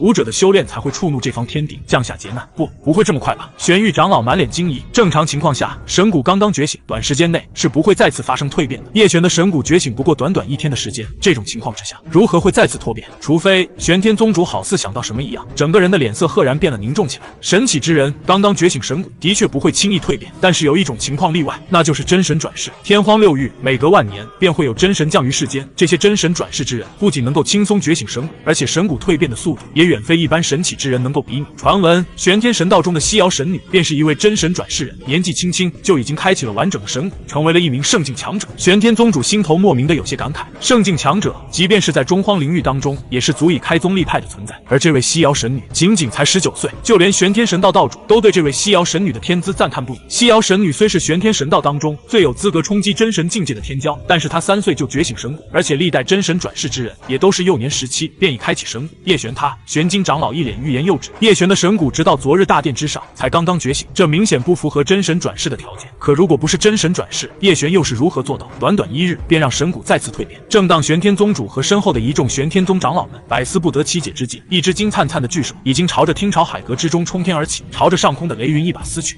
望着上空被一把撕碎的雷云，以及化作无数雷蛇逃窜的雷劫，在场的玄天宗长老们无不倒吸一口凉气。玄天宗主更是眼角轻轻一跳，驾驭天地武王之威。很显然，叶璇并不是武王，也没有达到驾驭天地御空境的实力，这是他体内神骨凝聚的神威。神骨本就是真神流于后辈子孙体内的一道恩泽。叶璇是神启之人，即便他还没有达到武王的御空之境，但是凭借体内神骨的威势，依旧可以短暂的让这方天地臣服，这才有了刚才金色巨手冲天而起撕碎雷云的一幕。看来叶族当年那位真神实力极其恐怖啊！玄天宗主感慨道：“神启之人体内神骨的威力，完全取决于留下恩泽的真神实力。叶璇能够以5宗境界压服天地，一把撕碎雷云，足可见得叶族真神血脉的恐怖。”就在这时，玄天宗后山禁地当中，阵阵火云冲天而起，火云之中赫赫威压，伴随着阵阵狂笑而来。哈哈哈哈！6000年，整整6000年，终于让我等到了一位神启之人。这方向是历代祖师的埋骨之地。在玄天宗主等人不可思议的目光中，上空火云渐渐凝成了实体，那是一个周身火焰环绕、须发赤红的老者，是火云祖师。人群中的玄玉长老一眼认出了半空中的虚化人影，火云祖师就是6000年前那位将火之大道，凝聚至真神境界的绝世强者。玄天宗在南荒域中的赫赫威名，跟历代祖师的强大密不可分。刚才玄玉长老口中提到的这位火云祖师，便是其中之一。可惜，火云祖师虽然将火之大道凝聚到了真神境界，可他本人却一直停留在圣境巅峰，不成真神，终究是一撮黄土。最终，火云祖师于6000年前生命耗尽，作化于后山禁地当中。火云祖师都死了6000年了，今日为何突然出现？听到周围长老们疑惑的话音，玄天宗主轻轻摇头，这并非火云祖师真身，而是他留于世间的一丝残念。一丝残念尚且如此强大，真是难以想象火云祖师全盛时期又该是何等恐怖。在场的玄天宗长老们纷纷感慨，火云祖师都死了6000年，今日残念现世，而且还是在叶玄神骨蜕变的节骨眼上，事情显然不简单。玄天宗主不断在火云祖师和听朝海阁之间扫来扫去，一脸若有所思的模样。就在这时，半空中火云祖师突然动了起来，只见他一步踏出，仿佛天地间的火焰都要向他臣服一般。每一次身形移动，身后都会形成一朵巨大的火焰。这火莲乃是天地之间火之大道的实体状态。火云祖师就这样一步步来到听朝海阁上空，一双眼睛目光如炬，死死盯住下方的叶璇。神骨开启超过20%，小年纪也是难得。我乃火云祖师，你可愿修行我的天火大道，传承？火云祖师残魂突然降世，竟是为了传承。望到这里，不少玄天宗的弟子已经激动得瑟瑟发抖，对叶璇羡慕的眼神更是达到了顶峰。6000年前的绝代强者愿意留下传承，这对于叶璇而言是多大的机缘？就连玄天宗主和在场的玄天宗长老们，此刻一个个的目光都变了滚烫起来。叶璇也是没有想到，自己服用了一颗大道果实，不仅引来了雷劫，更是把6000年前的强者残念都给惊醒。天火大道听起来很牛逼的样子。叶璇正准备顺势接下传承，体内大道气运凝聚的金色圆球忽而传来一股滚烫的感觉。怎么回事？大道气运似乎不愿意接受火云祖师的传承。感受到体内大道气运的变化，叶璇眼神微微一动。弟子天资尚浅，光是开启神骨已经耗费太多精力，实在没有余力再去继承天火大道，还请祖师在宗门当中另择贤能继承天火大道。虽然火云祖师的天火大道听起来很牛逼，但是再牛逼能比叶璇的金手指还牛。有金手指在手，就算拿个真神传承来跟他换，叶璇也不换。更何况火云祖师仅只是把天火大道修炼到了真神境界，他本人并不是真神。如果他真这样牛逼的话，也不至于自己都作化了6000年，还要靠一缕残存的意识来传承大道。什么？叶璇师兄居然拒绝了火云祖师的传承，那可是实力直逼真神的天火大道啊！叶璇师兄不会是修炼把脑子修傻了吧？连这么厉害的传承都不要？相比那些震惊中的玄天宗弟子，玄天宗主和他身后的一众宗门长老们也是一样，一个个目瞪口呆。叶璇拒绝了火云祖师，在他们看来，能够继承火云祖师的天火大道，不仅对于叶璇而言是无上的机缘，就算是对整个玄天宗也是大大的福缘。叶璇怎么能够拒绝呢？听到叶璇拒绝的话音，半空中的火云祖师同样神情一愣，参悟了我的天火大道，实力直追真神，你可想好了？当真不想继承？我不想。叶璇回答的十分干脆。如果说叶璇之前拒绝是因为体内大道气运凝聚金色圆球有所排斥，那么现在他已经基本可以确定，这个火云祖师肯定有鬼。一个6000年前就已经作化的老不死，突然跳出来要送传承，叶璇都已经拒绝了，对方还是不依不饶。要么是这个老家伙真的很想有人传承他的天火大道，要么就是这天火大道里面有坑。但不管是哪一个，叶璇都不能接受。谁叫小娇妻的软饭这么香呢？仅一颗大道果实，就将叶璇体内的神骨蜕变到了20%的程度，能够短暂驾驭天地，施展武王之威。天火大道能吗？且不说传承之后需要花费多长的时间去参悟苦修，就算叶璇参悟了完整的天火大道，最终也不过是圣境巅峰而已。等到生命耗尽，依旧是一坨黄土。但是叶璇的金手指就不同了，不仅能够依靠大道果实帮助神骨蜕变，将来还能助他进阶真神，享受无尽的生命。关键是金手指没有上限，无论从什么角度来看，都比一个修为受限于天花板，里面多半有坑的半吊子传承好了。叶璇的再次拒绝，让火云祖师面皮微微颤动了2下。他等了6000年，好不容易才等到一个能够传承他天火大道，体内神骨开启20%的神奇之人。关键是6000年的等待，已经几乎耗尽了我残念中的最后一丝力量。若是不能借助传承，一举夺下这小子的肉身，那我苦等6000年，就真要彻底消散于世间了。6000年前，火云祖师因为自身修炼产生壁垒，终其一生也没能冲破真神桎梏，最后只能郁郁而终，作化于后山禁地当中。但是火云祖师心有不甘，于是在作化之前留下了一丝残念。由于火云祖师的实力已经直追真神，想要承载他这一丝残念，就必须要身负神骨的神启之人才行。昨日叶璇在大殿之上觉醒神骨，火云祖师便已感受到他的气息。可是那时候的叶璇神骨开启不足10%，若强行夺舍，恐怕叶璇体内神骨崩离。火云祖师这才作罢。只是他没有想到，仅1日光景，叶璇体内的神骨居然再次脱变，而且这一次直接脱变到了20%。火云祖师再也坐不住，这才从后山禁地冲了出来。原本想要好言相骗，让叶璇顺势传承，再借助传承夺舍，可是现在看来，强行夺舍或许会有伤神骨，但你体内神骨已经开启20%，纵使使有所损伤，日后慢慢修炼也能重回巅峰状态。只见火云祖师摇身一变，化作一枚天火灵印。叶璇只感觉灵魂深处好像被什么东西刺了一下，紧跟着火云祖师的话音就在叶璇脑海中响起。本想好言相劝，但换来的却是疏远。不装了，摊牌了。本祖师今日前来，就是为了夺你肉身，借你神骨，重修大道。刚才火云祖师要向叶璇传承天火大道的一幕，不少玄天宗的弟子，包括玄天宗主、长老们都亲眼见到。就算火云祖师强行夺舍，事后也可对外宣称自己只是继承了天火大道，然后再以叶璇的身份在玄天宗内重新修炼。神启之人，这份天资相信用不了多久就会受到玄天神道的召唤。火云祖师年轻之时也曾进入过玄天神道深造，只是那个地方天骄妖孽实在太多，即便是6000年前名声大噪的火云祖师，在这些天骄妖孽面前也只不过是有些天赋的武者罢了。这次有了神骨，我定要在玄天神道之中闯出一番名声。正当火云祖师暗自得意的时候，一阵金灿灿的光晕突然将他笼罩其中，紧跟着火云祖师就发现自己被困在了一个诡异的圆球当中。怎么回事？这是什么地方？感受到自身残念正在被迅速炼化，火云祖师首次露出了恐惧的神情。不等他再次做出反应，叶璇的声音已经在他耳畔响起：“原来是要夺舍呀！”叶璇话音冷冽，心中却是一阵狂喜。想不到大道气运还有这样的妙用，遇到危险能够提前示警，而且大道气运凝聚的这个金色圆球，似乎也是一件十分厉害的宝贝。不仅能够示警、抽奖，关键时刻还能将那些冲到叶璇身体里面乱七八糟的东西强行镇压炼化。还有比这更爽的事情吗？不是的，我并非想要夺舍。叶璇，你听我说，说你妈！火云祖师还想狡辩，可惜叶璇已经没有听他狡辩的耐心了。只见叶璇体内的金色圆球飞快转动，下一秒被大道气运困住的火云祖师已经金色圆球彻底炼化。就在这时，金色圆球上方突然冒出一个+200的字样，炼化脏东西居然也能转化成大道气运。这下叶璇彻底惊呆了，金手指牛逼啊！叶璇师兄，宗主和各位长老让我来通知您，听潮海阁以后就不用住，直接搬入8玄少阳洞天修炼即可。因为火云祖师的事情，玄天宗内部掀起了不小的风浪。叶璇对外也没有提及夺舍的事情，只说火云祖师爱才心切，不顾叶璇的婉拒，强行传承大道，可不是心切吗？连他自己都贡献成了经验值，整整200点大道气运呢。要是每天都能被夺舍一次，那该有多好！叶璇简单收拾了一下，便随那位前来领路的传话弟子搬离了听潮海阁，前往8玄少阳洞天。玄天宗洞天福地一共分为9品，普通弟子只有资格进入1品洞天当中修行，天赋好一些的内门弟子依照各自天赋程度，分别可进2品、3品、4品修炼，5品到6品洞天是专门对亲传弟子开放的，7品洞天已经达到长老级别。8玄少阳洞天作为8品洞天，只有历代玄天宗少宗主才有资格入主修炼，比起宗主使用的9玄子府洞天，仅只低了1品。生死试炼尚未开始，宗主就已经让叶璇师兄进入8玄少阳洞天修炼，看来叶璇师兄玄天宗少宗主的位置稳了。一路上，那个前来传话的玄天宗弟子都对叶璇报以崇敬、羡慕的目光。叶璇能够入住8玄少阳洞天，这等于玄天宗主已经默认了他少宗主的身份。叶璇成为亲传弟子才多久，这么快就成玄天宗的少宗主了？这是多少人梦寐以求的人生模板呢？在前往8玄少阳洞天的半道上，叶璇还特意绕路去了一趟玄天宗后山，历代祖师的埋骨之地。结果他在那里转了半天，也没再遇到像火云祖师那样强行夺舍的经验宝宝。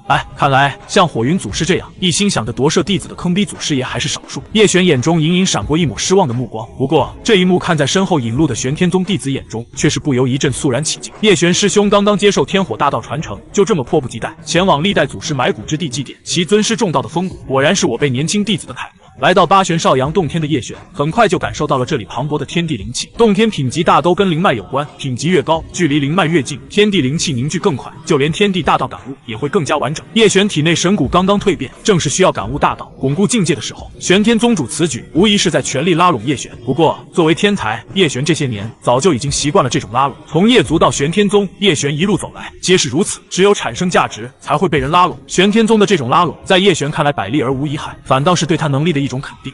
叶叔怎么还不回来？我最近在文字表述真挚情感的方式上，好像又有了新的感悟，是时候再给小娇妻写封信了。接下来的几天，叶璇每天除了巩固自身修为，就是给小娇妻澹台明月写信。在得知澹台明月被星斗学院收归门下后，叶璇心中不由又是一阵感慨。明明几天前还是一个不被所有人看好的废柴少女，转眼之间竟成了星斗学院3大导师梵天的入室关门弟子。这个梵天，叶璇知道乃是星斗学院巅峰9星武王，半只脚已经踏入了武皇的境界。澹台明月能够成为他的关门弟子，在星斗学院的身份绝不比叶璇这个玄天宗的亲传弟子差。果然是人比人，气死人了！叶璇一个反派，从微末到崛起，整整用了18年，而主角光环笼罩下的澹台明月，却只需要短短几天就能进入南荒域顶流势力的星斗学院。如果按照正常剧情，叶璇连小娇妻澹台明月长什么样都不知道，就会被家族退婚。以澹台明月崛起的速度，甚至都不用3年，叶璇分分钟惨遭吊打。关键整个过程，叶璇连见都没见过对方，18年的努力就变成了主角的踏脚石。尼玛，一想到自己拿到的剧本是这样的悲剧人生，叶璇简直恨不得大嘴去抽狗作者。好在叶璇是一个穿越者，及时避免了自己反派打脸的悲剧重演。如今又觉醒了金手指，反派的命运终于逆转。但是澹台明月这条线，叶璇还是不能放弃，毕竟小娇妻现在可是叶璇大道气运的主要来源。玄幻世界风云莫测，类似火云祖师夺舍这样的危机，日后不知还会遇见多少。这次火云祖师的事情有金色圆球和大道气运相辅，叶璇得以逢凶化吉。可如果下次不是夺舍呢？玄幻世界实力为尊，如今我已觉醒神骨，日后免不了要进入中荒领域，与那里的天骄妖孽一争高下。想到这里，叶璇的目光迅速锁定指针下方的10连抽。自从上次金色圆球炼化了火云祖师之后，叶璇体内的大道气运得到了再次升华。金色圆球升级后，不仅奖池里的钻石宝箱更多了，就连指针旁边也出现了一个全新的10连抽选项。叶璇大概研究了一下这个10连抽，需要1000点大道气运抽取一次，不仅一次可以抽取10个宝盒，而且谢惠顾跟空盒几率也会大大降低。加上火云祖师炼化增加的200点大道气运，这些日子我不断给小娇妻写信，也增加了近500点大道气运。说起来，叶璇在给小娇妻写信这件事情上，还有一件意外之喜。每当小娇妻观摩叶璇送给她的修炼心得，小娇妻对叶璇的好感度就会不断上升。这样一来，我等于拥有了一个纯天然的大道气运提取器。受到启发的叶璇，每次写信总会往里面塞点东西，要么是精巧细致的小饰品，要么是一些日常随时能够用到的东西。总之，只要小娇妻看到这些东西，就能随时随地想到叶璇，不断增加对她的好感度，获得澹台明月的好感。大道气运+3+3+3，感受到金色圆球上时不时就会增加一下的大道气运，叶璇嘴角渐渐露出了诡异的弧度。半个月的时间一晃即逝，经过这段时间的累计，叶璇也终于攒够了一波10连抽，整整1000点大道气运。除了这1000点大道气运之外，叶璇的奖励空间当中还有一颗上次抽奖结束尚未使用的大道果实。倒不是叶璇不想使用，而是他刚刚觉醒神骨已经脱变了一次，若是蜕变的太过频繁，难免会引来有心之人的注意。我可没有小娇妻戒指里的老爷爷相护。虽然上次火云祖师夺舍的时候，金色圆球发动过一次，但是这仅限于体内夺舍，若是面对外界的物理打击，金色圆球多半也得抓下，还是谨慎一点好。生死试炼当中包含无数危险，但同样有无数机遇传承等待，届时我只需在里面找个机会服下大道果实即可。那样就算事后有人问起，叶璇也可以说是他在生死试炼当中另有机缘。以他天火大道传承者玄天宗少宗主候选人的身份，想来也不会惹人怀疑。少宗主、宗主和诸位长老已经在试炼秘境入口处等候了。就在这时，一个玄天宗的弟子来到八玄少阳洞天门口传话。叶璇虽然还没有通过生死试炼，但是玄天宗内不少想要攀关系的弟子已经在私下以少宗主的尊号称呼叶璇。对此，叶璇既不反对也不制止。以他如今神骨觉醒20%的绝世天资，生死试炼对他而言不过是走个过场罢了。很快，在一众玄天宗弟子敬仰羡慕的目光下，叶璇来到了玄天宗后山的试炼秘境。这里平时是不对外开放的，但是今日由于叶璇生死试炼的大日子，几乎整个玄天宗的门人弟子全都汇聚于此。不仅如此，玄天宗的诸位长老还有玄天宗主此刻也都在试炼秘境上方的圆台之上敬立端坐。少宗主威武！不知道谁在人群中喊了一句，紧跟着排山倒海的声音此起彼伏。少宗主真帅！少宗主，我们永远支持你！少宗主万岁！对于下方玄天宗弟子们的呼喊，玄天宗主还有圆台上的诸位长老并没有上前制止的意思。在他们看来，叶璇神启之人的身份完全配得上玄天宗少宗主3个字。只要今日顺利通过生死试炼，璇儿就是我们玄天宗名正言顺的少宗主。就连玄天宗主脸上都露出了会心的笑容。玄天宗主缓缓从圆台之上站起身来，正当他准备宣布规则、开启秘境之际，一声刺耳的剑鸣划破天际，紧跟着一道巨大的剑影从天而降。剑影之中，一个身披黑色劲装、剑眉星目、俊美无瑕的年轻男子脚踏巨剑，周身环绕在强大的剑罡之中。是江晴，他回来了！不少玄天宗的老人纷纷认出对方，江晴就是那位比叶璇师兄还要早15年成为亲传弟子的剑劈江晴。传闻江晴诞生之时，整个江家古剑长鸣，剑鸣足足环绕江家10天10夜。而后江家诞下一子，此子天生剑体，被玄天宗收归门下，仅仅3年便以剑入道，剑心澄澈，不愧是武者当中号称杀戮机器的剑修。江晴刚一出现，我身上的衣服就已经湿了。在强烈的剑意威压之下，下方的一众玄天宗弟子只觉后背汗毛根根炸起，冷汗不自觉地顺着脸颊两边落下。九星武宗玄天宗主和在场的玄天宗长老们更是眉心一跳。江晴离开玄天宗的时候，叶璇还没有拜入玄天宗门下，那时候的宗门一直对他寄予厚望。只可惜剑修之路本就艰难，江晴又迟迟无法突破9星大武师，进入武宗境界，不得已只能选择远离宗门，出外历练，寻找机缘。没想到多年游历，竟让江晴成长至此。号称杀戮机器的剑修，加上9星武宗的修为，实力足以硬刚武王。放眼整个南荒域，都是有数的强者。多年没有返回宗门，没想到我玄天宗竟出了一位神奇之人。江晴目光冷冽，虽然叶璇身怀神骨，但江晴天生剑体，剑修最是磨练心智。纵使叶璇天资比他更强，但在江晴这般的剑修眼中，天资只不过是强者众多成长条件中的一个罢了。哈哈哈哈！江晴，多年不见，你的剑还是这般锐不可当啊！就在这时，众人头顶上空又是一阵狂笑传来，一个浑身肌肉盘扎，如同野人般的巨巨汉，身上各种铭文闪烁，手臂两边各自盘有一条蛟龙，跟一头猛虎顺着云端走了出来。蛮荒古体，萧蛮，是萧蛮回来了。萧蛮比江晴早3年成为玄天宗亲传弟子，离开宗门的时间也更早。天啊，这2位失踪多年的亲传弟子，为何会在今日同时返回宗门？玄天宗弟子满脸惊异，萧蛮每朝着虚空当中踏出一步，周围的空间都会伴随着剧烈的抖动，仿佛已经容纳不下他蛮横的肉身。萧蛮，你来了！面对肉体蛮横，犹如野人一般的萧蛮，江晴冷淡的态度总算有了几分动容。今日是宗门开启生死试炼，选定玄天宗少宗主的大日子，这种时候又怎么能少得了我萧蛮？几乎瞬间，萧蛮和江晴的目光同时锁定在了叶璇的身上。玄天神道降下神谕，早已在4大荒域中传了沸沸扬扬，无论是萧蛮还是江晴，都不想错过这次进军玄天神道的机会。想做我玄天宗的少宗主，那就得拿出实力来。感受到萧蛮和江晴同时锁定的目光，叶璇一脸淡定立于原地。虽然萧蛮手臂两边一蛟一虎，2只妖兽极为凶悍，一个不断喷吐毒雾，一个隐隐散发杀机。江晴的剑意也十分凌厉，咄咄逼人。但是作为神谷开启20%的神启之人，叶璇在气势上同样不弱于2人。玄天宗主还有在场的玄天宗长老们也是没有想到，今日生死试炼开局就是这么一个龙争虎斗的修罗场。2位外出游历多年的亲传弟子竟会同时回归，而且实力竟都达到了9星5宗的境界。江晴本身就是剑修，如今又达到9星5宗，犹如一柄利剑蓄势待发，锐不可当啊！萧蛮的蛮荒古体同样是上古体魄，一身蛮力，可与妖族赤膊，此番回归，来者不善。很显然，这2位外出游历多年的亲传弟子，今日都是奔着玄天宗的生死试炼来的。正当玄天宗主和诸位长老的目光在江晴、萧蛮2人身上扫来扫去的时候，玄天山脉上空忽而一阵狂风乍现，紧跟着整个天空电闪雷鸣，巨大的黑影不断在雷云当中翻滚。吼！就在这时，一声恐怖的龙吟从雷云当中传来。感受到这声龙吟当中强烈威压，萧蛮双臂环绕的一蛟一虎2只妖兽齐齐向后一退，露出畏惧的神情。就连江晴浑身凌厉的剑意都在这声龙吟之下震出了一丝裂纹。什么人敢在我玄天宗放肆？圆台上的玄金长老上前呵斥：“玄金长老，好久不见！”下一秒，云层当中一声淡淡的话音传来，这声音看似清淡，却带着强烈威压，仿佛这方天地都要向他臣服一般。话音才落，一个身穿绯红色衣袍的年轻男子脚踏黑龙从天而降。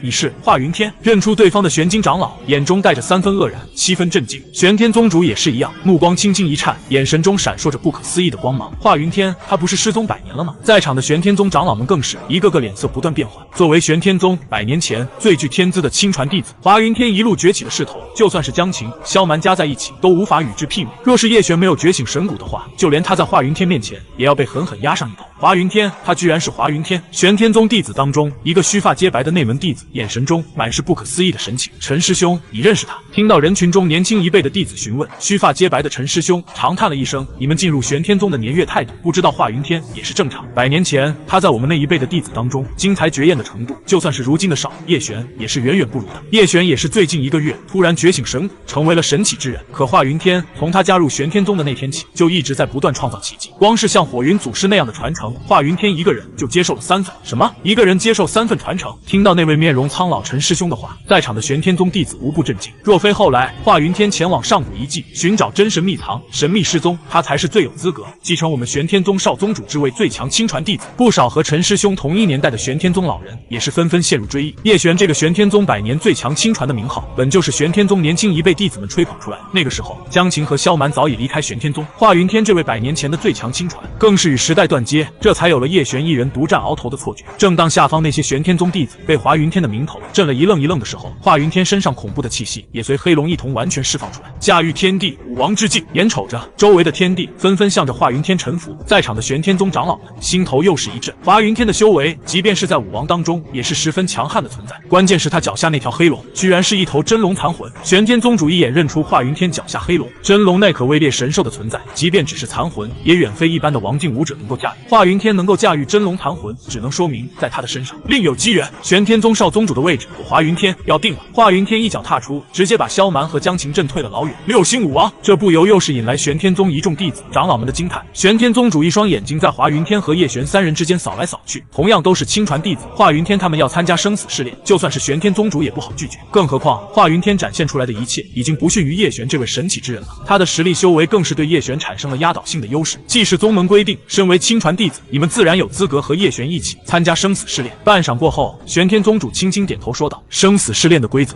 你们心里应该清楚，究竟谁才是我玄天宗的少宗主继承人，全凭各自在试炼当中获得的机缘而定。叶璇是神启之人不错，但华云天体内的真龙残魂同样不弱神骨。关键是华云天一身修为早已达到六星武王，以他天资，将来超凡入圣，成就真神，未必没有可能。”听到这里，华云天嘴角轻轻一笑，若非这些年一直被困秘境，难以脱身，他的实力恐怕早已踏足武皇之境。虽然实力受到了压制，但是这些年我对天地大道的感悟，远非这3个初出茅庐的雏鸟可比。作为玄天宗100年前的最强亲传，华云天有着自己的傲气。他朝叶璇的方向瞟了一眼，神启之人又如何？华云天在秘境当中被困100年，他所收获的好处早已超越了一般的神启之人，更何况他体内还有一头真龙残魂。纵是神启之人敢在秘境当中阻我道路，我华云天也当将他斩于麾下。生死试炼，何为生死？一旦进入，生死由命。纵使玄天宗主当面，他也说不出什么。江晴、萧蛮还有华云天的接连到来，虽然打乱了原本生死试炼的节奏，却也给玄天宗的弟子长老们带来了不一样的期待。以往叶璇在玄天宗一家独大，任何事情在他面前都毫无悬念。可是今日，先是离宗多年江晴、萧蛮半路杀回，紧跟着又冒出一位100年前就已经失踪的玄天宗最强亲传弟子，最终究竟鹿死谁手？大家都想好好看一看。进入试炼秘境之前，我在最后提醒一遍，秘境之中生死有命，你们究竟谁能在试炼中寻得自身机缘，全凭天意，若是不可为，万不可强求。玄天宗主一脸语重心长，说完便和玄天宗的诸位长老们一起合力打开了生死试炼的入口。江晴和萧蛮彼此互望一眼，率先抬脚走了进去，华云天紧随其后。叶璇是最后一个进去的，不过他整个过程他都十分放松，仿佛他进入的不是试炼秘境，而是旅游景区一样。为了方便大家观摩试炼当中发生的一切，玄天宗主还在试炼秘境的入口处幻化出了一片清晰的镜像投影。接下来就看他们最终谁才是那个笑着走到最后的赢家。想到这里，玄天宗主的眼神中隐隐透着几分期待。进入生死试炼的瞬间，叶璇感觉自己好像跟原本的世界完全脱离了一般，就连周围的天地大道都隐隐发生了改变。不用看了，这里是一个完全独立的世界，跟6大荒域所处的主世界本就不是互相平行的存在。华云天一脸淡漠地说道，他被困上古秘境100年，在这个问题上绝对是4人当中最有发言权的一个。接下来我们就是在这里找寻属于各自的机缘了吗？萧蛮朝着周围四下望了一眼，原本环绕在他双臂两边的一蛟一虎已经被他收了起来。华云天的黑龙残魂对萧蛮的妖兽压迫感太过强大，若是长期处于这种血脉的压制之下，对这2头妖兽日后的成长极为不利。各自寻找机缘吗？倒是个不错的选择。江晴默默点了点头，虽然华云天的强大让他有些不太适应，但作为一名剑修，最重要的素养便是迎难而上。华云天带给江晴的压力越大，他自突破自身的几率也就越大。我这些年在外游历，虽然修为只达到了9星武宗，但却在游历途中寻获了一柄上古流传的神秘铁剑。这柄铁剑看似平平无奇，实则暗藏大道，另有玄机。若真要以死相搏，江晴自认绝不输于4人中的任何一个。就算是6星武王的华云天，江晴也是可以搏上一搏的。毕竟剑修本就是以杀伐和恐怖的战斗力著称。萧蛮的想法跟江晴大致差不多，除了刚才环绕双臂之上的妖兽，他的身上同样也有几件实力不错的压箱底手段。虽然他2人刚才在玄天宗后山被华云天的气势震退，但并不代表着萧蛮就真的怕了华云天。哼，2个不怕死的家伙。感受到江晴和萧蛮眼神中若有若无的挑衅，华云天心中冷笑一声。他号称玄天宗100年前最强亲传，岂是浪得虚名？别说萧蛮，江晴只是9星武宗，就算再加上叶璇这位神启之人，他华云天又有何惧？想到叶璇，华云天不由朝着叶璇的方向望一眼，可是下一秒他却被叶璇古怪的举动吸引住。他在干什么？望着站在一尊石像面前一动不动的叶璇，萧蛮眉头一皱。江晴的反应跟2人大致相同。叶璇面前的这尊石像，他们刚才通过入口进来的时候就已经查看过，根本没有任何玄妙可言，就是一尊普普通通放在试炼秘境入口的普通石像，故弄玄虚。华云天更是满脸鄙夷，他在上古秘境中被困了这么多年，对各种静止能量的感知远超凡俗，更何况他6星武王的实力本就是4人当中最强的。若叶璇面前这尊神像真有什么神妙之处，他定能一眼看明。就在3人心中冷笑准备离开之际，叶璇身上忽而一股金光冲天而起，脱变，他的神骨在蜕变。什么？江晴3人脸色同时一变，难道这块让他们看不出任何破绽的石像本身隐藏了某种不为人知天大的机缘？华云天的脸色隐隐发黑，他是4人中实力最强的一个，6星武王的实力居然没能看穿这石像的玄机，开局就被叶璇狠狠打脸。回想起刚才他在心底对叶璇评价的故弄玄虚4个字，华云天感觉自己脸皮似乎有些挂不住。江晴和萧蛮也是一样，枉他们2个一直自命不凡，竟让让叶璇最先抢得彩头，这让他们如何甘心？就这么一晃神的功夫，叶璇的神骨已经蜕变到了30%，就连原本3星5宗的实力也瞬间提升到了6星状态。关键是他一身神威，比起进入试炼秘境前更加凝实、纯粹、强大。神启之人可以借助神骨伟力，短暂让这方天地臣服，达到武王御空境的实力。华云天虽是6星武王，但在这种情况之下，也不敢轻敌托大。他面色变幻几许之后，便果断转身离开。要杀一个人，并不一定非要身先士卒。叶璇，等着吧，你不过是在试炼的过程中快了一步，但你不可能一直都快。江晴和萧蛮这边的情况也大致差不多。眼瞅着三人同时转身离去，叶璇嘴角轻轻一笑，想到一个人的眼神藏不住，他们3个刚才的眼神隔老远，叶璇都感受到他们想要刀了自己。看来是时候来一波10连抽了。正如华云天他们3个之前感知的那样，叶璇面前这尊石像的确没有任何玄机，就是一尊普普通通的石像。叶璇神骨能够得到蜕变，也不是因为什么秘境机缘，完全就是他自己服用大道果实的提升效果。这3个人，一个剑修，一个蛮荒古体，一个6星武王，个顶个的老银币，不在他们面前展现一下实力的话，怕是最先被针对的那一个就是我。叶璇本就是神启之人，又是4人当中修为最弱的一个，这种情况之下，很容易成为被针对的目标。但是现在不一样了，叶璇服用了大道果实，神骨蜕变提升到了30%，以他如今的实力，足以硬刚武王境界。若是他们3个再想做出什么不理智的事情，也不得不好好掂量掂量。玄天宗试炼秘境入口处，通过镜像见到叶璇神骨再次蜕变的玄天宗主，还有玄天宗的一众长老们，早已被叶璇的天资惊呆。刚一进入生死秘境，就获得如此大的好处，神骨当场蜕变，实力直线提升。这一刻，玄天宗主似乎有些后悔了，后悔自己之前在华云天和叶璇之间居然产生了犹豫。可是没办法，华云天最强亲传弟子的名头实在太大，体内又有不亚于神骨的真龙残魂，纵使玄天宗主一时间也难以抉择。玄天宗主和长老们尚且如此，玄天宗的弟子们就更是了。叶璇师兄果然从不让人失望，刚一进入生死试炼就获得如此大的机缘。呸，什么师兄，那是我们玄天宗未来的少宗主。没错，玄天宗少宗主的位置只有叶璇师兄才有资格，其他那些牛鬼蛇神休想撼动叶璇师兄在我们心目中的地位。不得不说，叶璇在玄天宗年轻一辈弟子中还是有很高威望的，但也有不少玄天宗的老人对此暗自摇头。生死试炼才刚刚开始，鹿死谁手尚未可知，真正的强者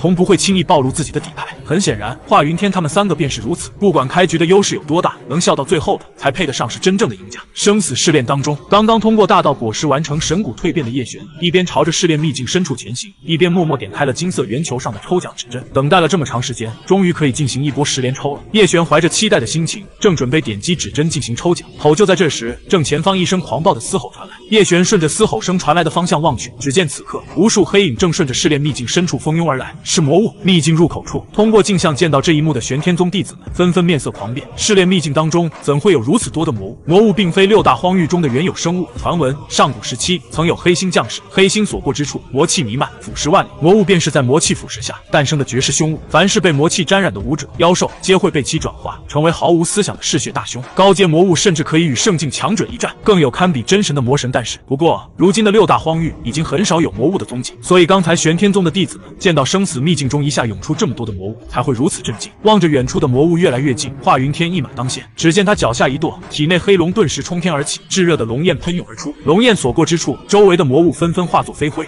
就在这时，一声巨吼传来，不甘落后的萧蛮浑身铭文闪烁，身体一下暴涨了数十丈，一拳轰出，大地皲裂，山峰倒悬。萧蛮这边刚一出手，江晴也已经脚踏剑河，长空万里，朝着落入裂缝当中的魔物席卷而去。3人不出手则已，一出手便将秘境深处涌出的魔物清扫大半。不愧是我们玄天宗的亲传弟子。秘境外面，通过投影见到3人大发神威的玄天宗弟子，无不心惊感慨。反观叶璇，独自一人站在3人身后，竟没有半分想要出手的意思。少宗主这是在做什么？人群中，叶璇的支持者们一脸懵逼。虽然他们想不明白生死秘境当中为何会有诸多魔物，但这多半是秘境对诸位亲传弟子的考验。其他3人均已展示过人的实力，少宗主却迟迟不动，这岂不是要被其他3人给比下去？就在叶璇的支持者们一脸焦急之际，人群中忽而阵阵怪笑传来。嘿嘿，还能为什么？叶璇肯定是被吓住了呗，就这点胆量也有资格成为我们玄天宗的少宗主？要我说，他叶璇就是养尊处优惯，实力再高也需要实战磨练。其他3位亲传均是在外厮杀多年，他叶璇自然是比不了。叶璇这些年在玄天宗内一家独大，占据了大量的修炼资源，不少人早就看不惯了，只是碍于叶璇在玄天宗内的声势，所以才不敢吱声。但现如今，萧蛮、江晴接连回归，就连100年前号称玄天天宗最强亲传的华云天都返回了玄天宗，他们这些人好似一下找到了靠山，纷纷在人群中吐槽起来。叶璇的支持者一个个涨了面色通红，却又不知该如何反驳。毕竟叶璇刚才在秘境中击杀魔物的表现，的确没有另外3位亲传那么惊艳。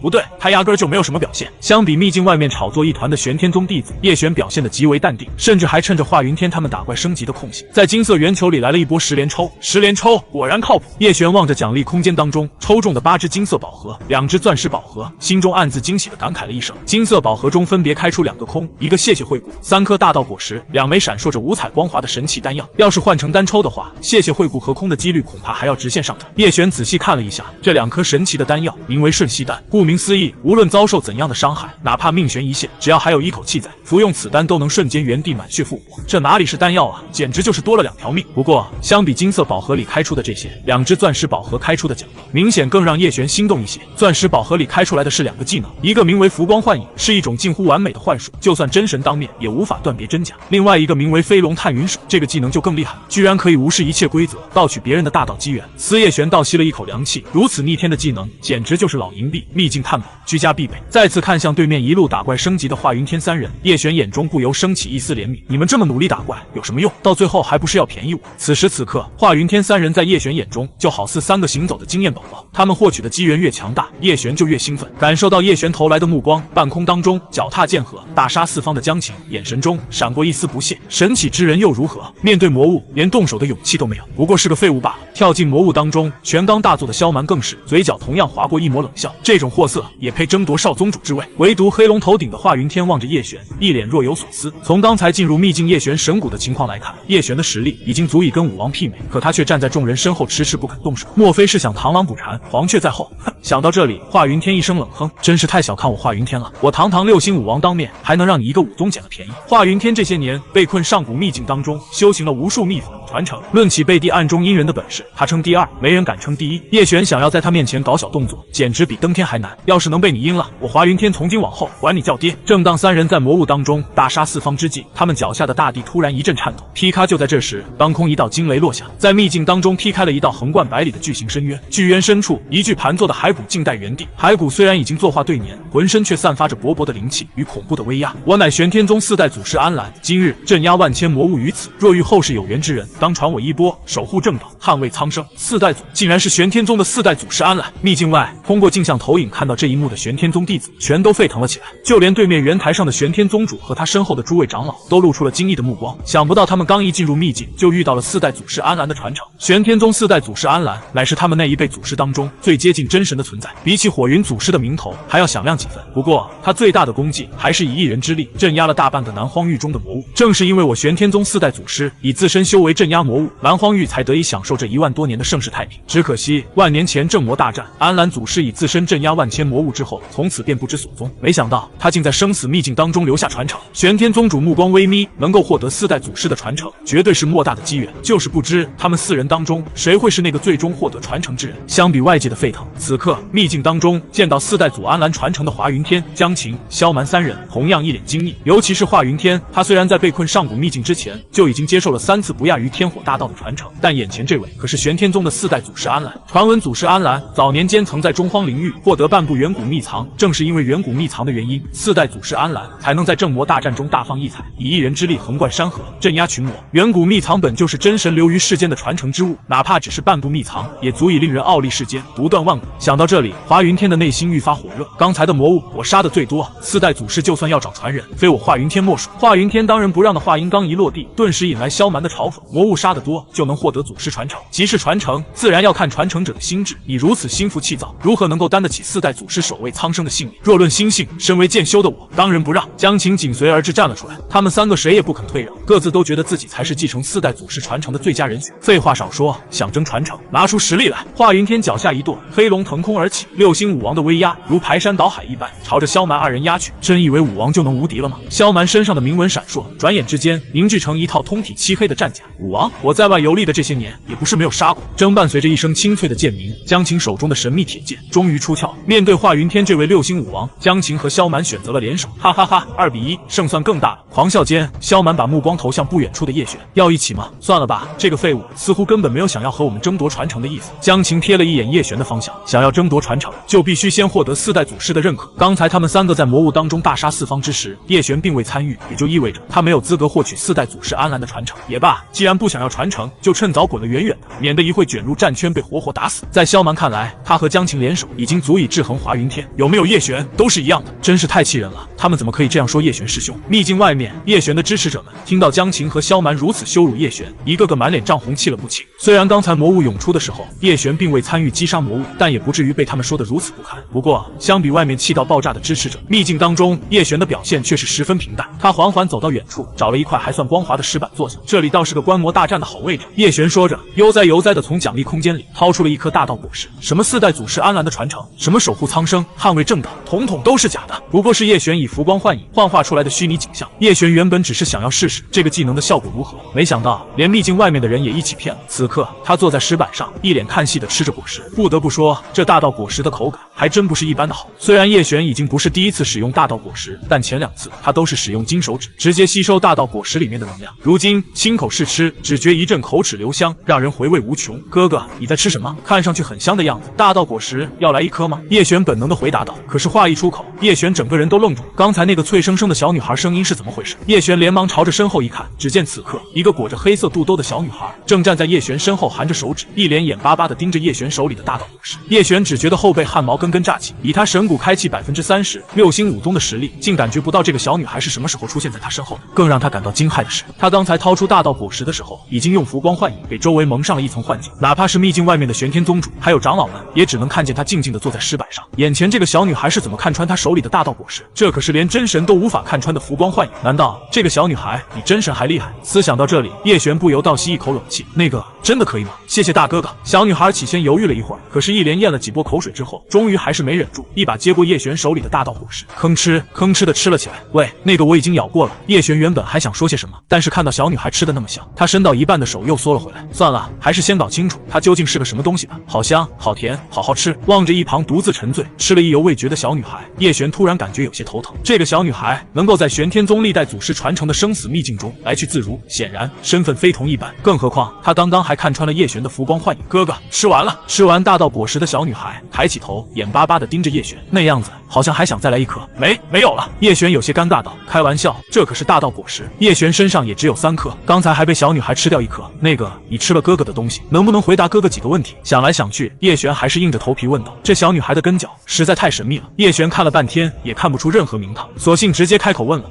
哥哥，你问。小女孩的反应出乎意料的乖巧。你为什么会出现在这里？听到叶璇的提问，小女孩眨巴了2下眼睛。因为我就是在这里出生的呀，在生死秘境当中出生的。难道是玄天宗某个大佬的私生女？但是这个念头刚一出现，就被叶璇从脑袋里抛出去了。以这小女孩能够看破浮光幻影的能力，怕是玄天宗所有大佬加在一起也没她厉害，又怎么可能会是大佬的私生女？哥哥，你能帮我把这个东西拿掉一下吗？贴在我背脊上，好痒。就在这时，小女孩忽而转身，朝着身后一张破旧的灵符指了指。叶璇闻言凑上前去，当他看清这张灵符时，整个人顿时如蒙雷击，大脑当中一片空白。这是镇魔符。关于4代祖师安澜镇魔护道的往事，叶璇也是在玄天宗一本秘录当中发现。不过当时他在观看这本秘录的时候，还发现了另外一则秘闻。当初爆发镇魔大战的并不仅仅只是南荒域，整个天荒6域除了消失已久的上星神域之外，剩下的东南西北4大荒域皆被魔物入侵，就连中荒灵域都未能幸免。眼见形势危急，中荒灵域中的各大神道圣教纷纷联手，这才将那颗引发镇魔大战的神秘黑星强行封印。而他们当初联手封印黑星的东西，就是这张镇魔符。这个小女孩不会就是那颗黑星所化吧？望着面前来历成谜的小女孩，叶璇的眼神渐渐变了。传说中导人魔化的黑星居然化成了人形，这事儿传出去，怕都没人会信吧？叶璇收拾了一下内心的惊骇，再次瞟了身边的小女孩一眼。难怪试炼秘境当中会突然出现这么多的魔物，当初镇魔大战当中的魔物可是有堪比真神的恐怖存在，这还仅仅只是被黑星魔化。只是生死秘境诞生了如此多的魔物，玄天宗的历代祖师居然一点察觉都没有。这个念头刚一产生，叶璇就发现自己想多了。面前这个小女孩可是连真神都能魔化的黑星所化，别说是玄天宗的历代祖师，只要黑星不想让人发现，就算是玄天神道道主来了都不好使。大哥哥，你身上有我喜欢的味道，我能跟着你吗？就在这时，黑星幻化的小女孩歪着脑袋开口问道。有她喜欢的味道？叶璇先是一愣，紧跟着迅速反应过来，难道是大道气运？黑星所化的小女孩连浮光幻影都能看穿，能够感受到叶璇身上的大道气运，似乎也不难理解。叶璇在心中暗自说服自己的同时，扭头望了小女孩一眼，你想跟着我？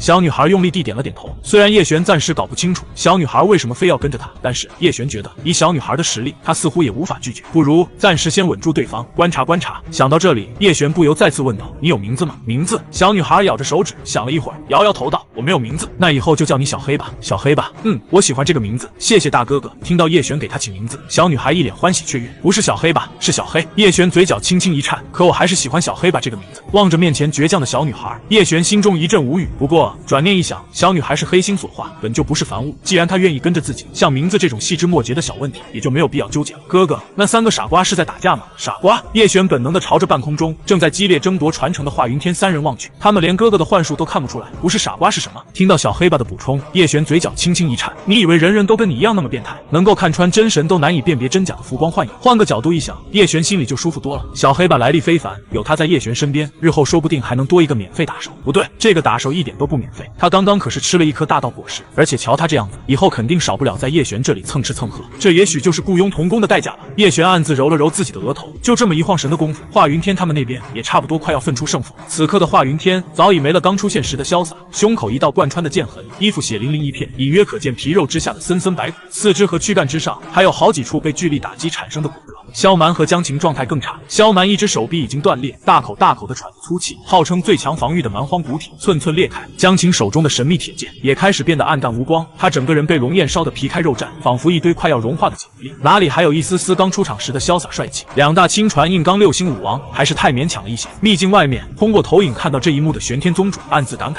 看来四代祖师的传承已经尘埃落定了。站在玄天宗主身后的诸位宗门长老们轻轻点头。虽然萧蛮、江晴联手对华云天造成了不小的损伤，但他二人终究还是差了一些。看看，这才应该是我们玄天宗未来的少宗主。下方玄天宗弟子人群中，已经开始有人在为华云天摇旗呐喊。刚才华云天三人的大战，他们看得一清二楚。华云天以一人之力力压萧蛮、江晴两大亲传弟子的勃勃英姿，更是俘获了不少人心。相比之下，坐在远处石板上什么都不干的叶璇，反倒落入下风。运气好有什么用？就算刚一进入秘境就寻获了机缘，可是机缘之间也是有高低之分的。那可是四代祖师安澜的传承。华师兄，好样的！华师兄万岁！就在大家以为身为获胜者的华云天即将顺利拿下四代祖师安澜传承之时，让人意想不到的一幕发生了。只见原本散发着赫赫威压的骸骨，突然连同周围巨渊一同扭曲起来。怎么回事？安澜祖师的传承为何消失了？望着前一秒还神光熠熠、散发无上威能的祖师骸骨，转眼之间连同大地之上的百里巨渊一同消失不见。在场的玄天宗弟子们全都愣住，就连圆台上的玄天宗主，还有他身后的诸位宗门长老们也是一脸愕然，一时间不知道发生了什么。秘境当中，刚刚经历了一番生死相搏的华云天，都还来不及从四代祖师传承的喜悦中回过神来，到手的传承居然神秘消失了。传承呢？四代祖师的传承去哪了？短暂的呆愣过后，华云天满脸惊骇。虽然萧蛮、江晴二人远不如他，但是二人联手，他们压箱底的手段依旧还是对华云天造成了不小的伤害。好在最终，华云天以真龙残魂融合自身，一举击败了他们，夺得了四代祖师传承的资格。可是现在他拼死力搏，好不容易夺取到的传承资格，都还没有来得及接受传承，秘境中的传承怎么就消失不见了呢？哥哥，那家伙好笨，他都不知道那些幻象是哥哥弄出来耍他的。小黑吧指着对面原地裂开的华云天捧腹大笑，嘘，小心被他听到。这个人心眼很小，他如果知道那个幻象是我搞出来骗他的，一定会不断来找哥哥的麻烦。虽然叶璇不怕华云天，但没有必要的麻烦还是少沾为妙。更何况在四代祖师传承这件事情上，本就是叶璇戏耍的他们，耍猴这种事情自然不好声张。很小是多小？比我这里还小吗？叶璇望着小黑吧指了指他的胸口，又比了比大小。叶璇的大脑瞬间出现了短暂的空白。之前也有很多人进来过，我看过有些姐姐的这里就很大，比我大。小黑吧一边用手比划，一边满脸羡慕地说道。叶璇面色古怪，玄天宗历代亲传弟子中的确有女弟子的存在，他们当中不少人甚至还成为了玄天宗的长老。这话出去以后可不兴说，叶璇可不想被一群风韵犹存的女长老们因为大小的问题拿剑追着满山跑。叶璇一脸语重心长地教育完小黑吧之后，又盯着小黑吧仔细观察了一眼。老实说，小黑吧的五官长得还是挺精致的，要是不是因为他没长开，不对，他都已经1万多岁，不出意外的话，这辈子怕是都没有长开的机会。小黑吧是黑心幻化而成，本身跟正常的生物就不太一样。正当叶璇盯着小黑吧的胸口，脑袋里充斥着各种奇思怪想的时候，远处华云天愤怒的目光忽然锁定了坐在石板上的叶璇。卧槽，这屌毛搞什么？不会以为是我抢了他的传承吧？华云天的确是有过这样的想法，但是刚才他在跟江晴、萧蛮二人动手的时候，叶璇一直都坐在对面的石板上，完全没有机会争夺传承。再说了，四代祖师的传承距离他们这么近，叶璇有没有抢传承，他华云天会感受不到，一旁的江晴、萧蛮会不知道。虽然理智告诉华云天叶璇没有动手的机会，但是不知道为什么他心底总是隐隐有一种感觉，这件事跟叶璇脱不了干系。走，眼瞅着四代祖师安澜的传承神秘消失，只剩下半条命的江晴、萧蛮彼此互望一眼。华云天给他们的压力实在太大，如今四代祖师安澜的传承又神秘消失，继续留在这里难免会成为华云天发泄怒火的对象。再者，他二人在与华云天的争斗中受伤不轻，若是不能尽快寻找一个安静的地方疗伤，恐怕秘境后面的那些机缘就要与他们彻底绝缘了。区区一个四代祖师的传承罢了，就算得不到，也没必要如此愤怒。武者修炼心性尤为重要，你这样只会局限了自己未来的成就。正当华云天满心怒火之际，脑海中突然传来一个苍老的声音。华云天被困上古秘境的这些年，并非仅仅获得一条真龙残魂，他体内还有隐藏了一尊上古秘境中的强者魂魄。海老提醒的是我刚才冲动了。有了海老的安抚，华云天几近崩裂的心态终于找回了一丝平衡。他再次望了一眼远处坐在石板上的叶璇，算这小子识趣，没有加入萧蛮、江晴的阵营，不然，哼！心中冷哼一声的同时，华云天已经化作一道黑芒冲天而起。四代祖师安澜的传承已经让他在秘境外围浪费了太多时间，若是让刚才逃跑的萧蛮、江晴抢先一步，那这次秘境之行就得不偿失了。若非海老提醒，我都要忘了。秘境当中越是往后接受到的传承机缘越是强大。至于叶璇，等到华云天从秘境中寻获机缘出去之后，有的是时间对付他。哥哥，那个笨家伙走了，我们也走吧。听到小黑吧的话，叶璇点了点头，从石板上站了起来。走这边，走这边，我知道一条近路可以直接进入秘境深处。正当叶璇准备选定路线的时候，小黑吧突然从身后拉了拉他的衣角。有近路？叶璇眼前一亮，小黑吧在生死秘境中待了这么多年，对这里的地形肯定十分熟悉，有这么一个活地图带路，他完全可以悄悄的进村，打枪的不要，赶在华云天他们的前面，先一步进入秘境的核心区域。这就是你说的近路。很快，当叶璇跟着小黑吧来到他说的那条近路时，整个人都不好了。放眼望去，四周尽是盘踞的各种魔物、凶兽，甚至好几头魔物的气息已然超越了叶璇，达到了武王的层次。难怪这近路没人走。叶璇嘴角轻轻一颤，这哪里是什么近路，简直就是一条赶着投胎的黄泉路。哥哥，别担心，这些都是我的小弟，我只要吩咐一声，他们就会把路让开。还能这样？这下叶璇彻底呆住了。但是转念一想，小黑吧本就是转化魔物的黑心所化，他能成为这些魔物的大佬，似乎也在情理之中。只见小黑吧朝着叶璇身前一站，吼紧跟着一声巨吼传来。叶璇真是很难想象，小黑吧这么小的身体是如何发出这种令整个秘境都为之震动的巨吼。怎么回事？难道是秘境当中有什么旷古的凶兽诞世了吗？秘境上空驾驭真龙残魂的华云天感受到这声令人浑身发抖的恐怖巨吼，眼神中闪过一抹淡淡的恐惧，就连他体内的海老都忍不住露出了凝重的神情。凶兽降世必会影响你在秘境中接受传承的效率，从现在开始你需更加小心行事才行。对于华云天而言，生死秘境中最大的危机不是萧蛮，不是江晴，更不是叶璇，而是秘境当中那些未知的危机。秘境外面，听到这声让整个秘境为之一颤的巨吼，在场的玄天宗弟子无不色变，就连原本端坐在圆台之上的玄天宗主都忍不住站了起来。秘境当中何时诞生了如此恐怖的凶手？作为玄天宗的宗主，他虽有开启生死秘境的权限，却无法掌控秘境中的一切，又或者说，秘境中的一切本就不是他能够掌控的，那是玄天宗历代祖师传承凝聚的另外一方世界。我刚才好像看见叶璇师兄朝吼声传来的方向去了，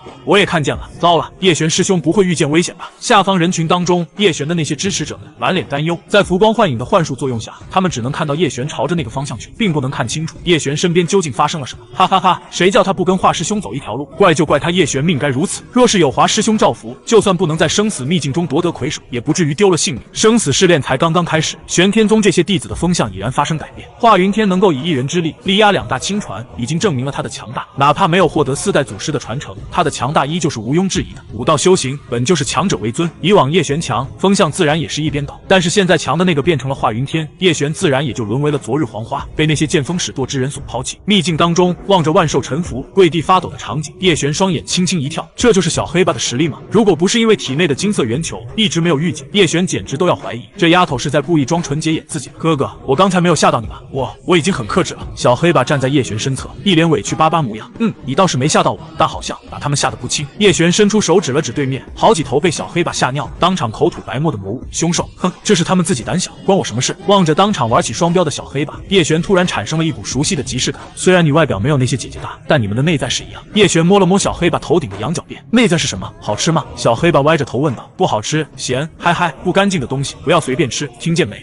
听见了。小黑吧乖巧地点了点头。有了小黑把开辟出来的近路，叶璇一路上畅通无阻，朝着秘境核心区域走去。半路上，叶璇还把小黑把身上的镇魔符收了起来。虽然这东西已经失去效用，但好歹是中荒领域各大圣教、神道联手打造的神物，等出去之后找机会修复一下，说不定还能用。就算不能用，应该也能卖个好价钱。叶璇刚才检查过的这道镇魔符上，光是用来绘画符文材料，就有好几种已经在4大荒域当中断绝了。即便是在中荒领域当中，也是极为稀有的顶级材料。这些家伙好像都很怕你。一路上，叶璇望着周围匍匐在地、瑟瑟发抖的魔物、凶兽们，嘴里忍不住问了一句：就刚才这么一会儿的功夫，他已经发现好几百头武宗级别的凶兽魔物，就连武王级别的也有10几头。最夸张的就是刚才叶璇他们路过的那个岔口，叶璇居然见到了一头堪比黄级的凶兽。这特么要是放到外面，足以在南荒域中掀起不小的风波。可是这些绝世凶兽在小黑把面前，却一个个好像耗子见了猫一样，乖巧的令人不可思议。他们当然怕我了，因为他们每一个都被我揍过。望着面前秒变暴力萝莉的小黑把，叶璇嘴角轻轻一颤，似乎为了证明自己没有骗人。小黑把朝着远处那头黄级凶兽狠狠瞪了一眼，霎时间，他身上的气息犹如女皇临凡，直接把那头黄级凶兽给瞪晕了过去。望到这里，叶璇内心深处不由又是一阵感慨，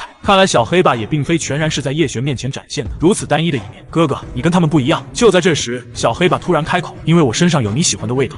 不是的，不全是。小黑把仔细思考了一下叶璇的话，回答道：哥哥身上除了有我喜欢的味道，还有一股说不清道不明的感觉，让我感到心悸，却又忍不住想要靠近。总之就是很厉害。叶璇很清楚，小黑把说的那股令他感到心悸的感觉，多半不是指叶璇本人，难道是金手指？目前为止，叶璇体内凝聚的这个金色圆球，除了能够搜集大道气运、抽奖、炼化跑到他身体里面的脏东西之外，其他功能叶璇一概不知。但是从小黑把刚才的话来看，金色圆球当中似乎还有什么叶璇尚未开发或者还没有触碰到的全新功能。好了，哥哥到了，这里就是秘境的核心。大概赶了半个多时辰的路，小黑把突然指着远处的高山，一脸欢喜雀跃地说道：秘境核心。叶璇顺着小黑把手指的方向望去，只见在叶璇正前方不远处的位置，正屹立着一座云雾缭绕的神山。神山之上，华光绽放，一条长长的石阶穿过云霞，直通山顶。在石阶两边还耸立着无数大大小小的神秘石碑。叶璇还未靠近这些石碑，就已经感受到石碑之上散发出来的蓬勃伟力，这才是生死秘境当中真正的传承之地。很显然，华云天他们3个还没有到达这里。不过回想这一路上的遭遇，叶璇也就释怀了。我原以为这秘境中的黄级凶兽应该不多，可是一路走来，竟也遇见了10余头之多。最夸张的是，其中有一头黄级凶兽，明显已经达到蜕变的边缘，只差一丝就能进阶圣境，成为令无数强者胆颤的存在。圣境凶兽距离传说中的神兽也只有一步之遥了。叶璇内心一阵感慨，只可惜凶兽跟魔物一样，都是全凭本能行事的低智商存在，跟能够思考、化形、口吐人言的妖兽相比，终究还是落了下乘。若是妖兽的话，到了武宗境界，就已经跟人类智商差不多了。所以天荒6域中的妖兽大都也有属于自己的势力，而且这些势力丝毫不在中荒领域那些神道、圣教之下。妖兽本就天生强悍，中荒领域中的神兽山就是一方妖兽组成的超级势力。光是叶璇知道，东南西北4大荒域当中就有不少神兽山的分支嫡系存在，有的就算是玄天宗这样的南荒域顶流门派，也不会轻易招惹。华云天他们3个就算是绕过了这凶兽魔物盘踞的地带，想要进入试炼秘境的核心区域，也不是一件容易的事情。毕竟这里可是玄天宗历代祖师意志凝聚的生死秘境，而且秘境中的凶兽魔物也不会一直群居在一起，很多强大的凶兽魔物都有单独出外猎食的习惯。更何况秘境当中还有无数禁止法阵。总而言之，想要进入秘境核心，并不是一件容易的事情。就算是叶璇，若是没有小黑把带路，也不可能这么快到达神山脚下。哥哥，你是准备爬到那座山上去吗？怎么，你还有近路？听到小黑把的询问，叶璇忍不住反问道：不是的，这地方我不喜欢，一个人都没有，光秃秃的，就是些石头。小黑把的话不由又是引来叶璇内心一阵吐槽，好像出了这座山，你能看见半个人影一样。玄天宗的生死试炼几乎100年才会开启一次，若是遇不见中意的弟子，这个时间界限还会无限期延长。小黑把就算有1万多岁的高龄，在生死秘境当中也不可能见到几个人。不过转念一想，叶璇也就释怀了，毕竟神山外面有那么多凶兽魔物陪伴，最不济还能给小黑把当个沙袋陪练啥的。这神山上的石碑石阶，换做任何一个小女孩来了，恐怕都会觉得无聊。别看小黑把都1万多岁了，实际上大多数时候他的心智只有3岁小孩的状态。也许这才是金色圆球没有对我发出预警的主要原因吧。毕竟一个3岁左右的小女孩能对叶璇有什么坏心思？走吧，陪哥哥上去看看。叶璇说完，一把拉着身后的小黑把，朝着对面的神山走去。试炼秘境外，见到叶璇竟是首个踏足神山的亲传弟子，在场的玄天宗弟子全都傻眼了。怎么回事？传说中危险重重、凶兽遍布的生死秘境，为何叶璇师兄一路走来如入无人之境？在叶璇施展的浮光幻影面前，外面的玄天宗弟子还有长老们只能看到叶璇前行的背影，根本看不见小黑把，甚至就连周围半个凶兽魔物的影子都见不到。哈哈哈，谁说运气好没用？你们刚才不是一个劲儿诋毁叶璇师兄吗？如今第一个进入神山的名额是叶璇师兄的了，叶璇师兄才是我玄天宗的天选之人。传承虽然还没开始，但是叶璇能够第一个进入神神山，已经足以证明他走在了所有人的前面。那些之前纷纷倒向华云天的墙头草，此刻也是一头雾水。玄天宗传承了数万年的生死秘境，岂是这么容易通过的？远的不说，就说华云天和另外2位亲传一路走来，遭遇多少劫难，到现在都还没有靠近神山外围。拥有蛮荒古体的萧蛮，更是被困禁制当中，命悬一线。他叶璇就这么轻轻松松走进神山，凭什么？事实上，不光是下方的玄天宗弟子们，玄天宗主此刻也是一样。叶璇居然成为第一个登临神山之人，在玄天宗主的潜意识中，华云天明显才是那个最有机会首个登临神山的亲传弟子。但是现在事实摆在眼前，叶璇确实打破了所有人的认知，以第1名的身份登上了秘境中的传承神山。玄天宗主的内心除了意外，还带着几分淡淡的惊讶。轰隆隆，怎么回事？望着秘境遥远之处忽而掀起的阵阵神光，脚踏黑龙，正在与凶兽搏斗的华云天眼皮猛地一跳，有人登临神山了！海老的话让华云天感受到了莫大的耻辱，竟有人比我更早登临神山。华云天这一路上，在黑龙残魂与海老的帮助下，过关斩将，好不容易跨过了秘境的中间地带，眼瞅着就要进入核心区域，结果这第一个登临神山之人的名额竟然被别人给抢走了。是谁？究竟是谁抢在了我的前面？江晴吗？还是萧蛮那个空有一身蛮力的废物？在华云天看来，只有江晴和萧蛮有机会抢先一步进入神山。至于叶璇那个废物都不如的家伙，直接选择了凶兽魔物盘踞的核心地带，就连海老都说他这次死定了。华云天体内寄居的这位海老，除了是上古秘境中的强者之外，还有一层身份，他曾是玄天宗某位大人物的同胞兄弟。关于秘境中的隐秘，他也是从那位大人物口中得知。这也是为什么华云天刚一进入生死秘境就如此信誓旦旦的原因。不管是谁，那人都已经抢先一步登临了神山，我们必须加快脚步，才能弥补晚一步进入神山的损失。海老在一旁提醒道，率先进入神山就意味着有机会率先接受传承，但也仅仅只是有机会罢了。最终接受传承的多寡强弱，还是要由传承者本身来决定。你100年之前就已经接受了玄天宗3位祖师的传承，后来在上古秘境当中又收获了我和那部分黑龙的残魂，若论资质，你绝对胜过玄天宗任何一个人。就算错失了首个登临神山的名额，也不是没有后发先至的可能。海老的一番鼓舞打气，让华云天瞬间重拾自信。没错，最先到达神山，不意味着他能得到最好的传承。我就是要让所有人都知道，我华云天才是进军玄天神道的最佳人选。自信再次回归，华云天整个人身上的气势也开始变得不一样。他朝着对面的王级凶兽瞪了一眼，这头王级凶兽实力堪比4星武王，加上一身防御强悍的铁甲，实力直逼华云天。可是现在华云天已经没有继续跟这头妖兽玩下去的心思，只见他迅速释放出体内的黑龙残魂，海老这边也在不断为华云天提升战力。不过眨眼的功夫，华云天体内的气势瞬间攀升到了9星巅峰武王状态。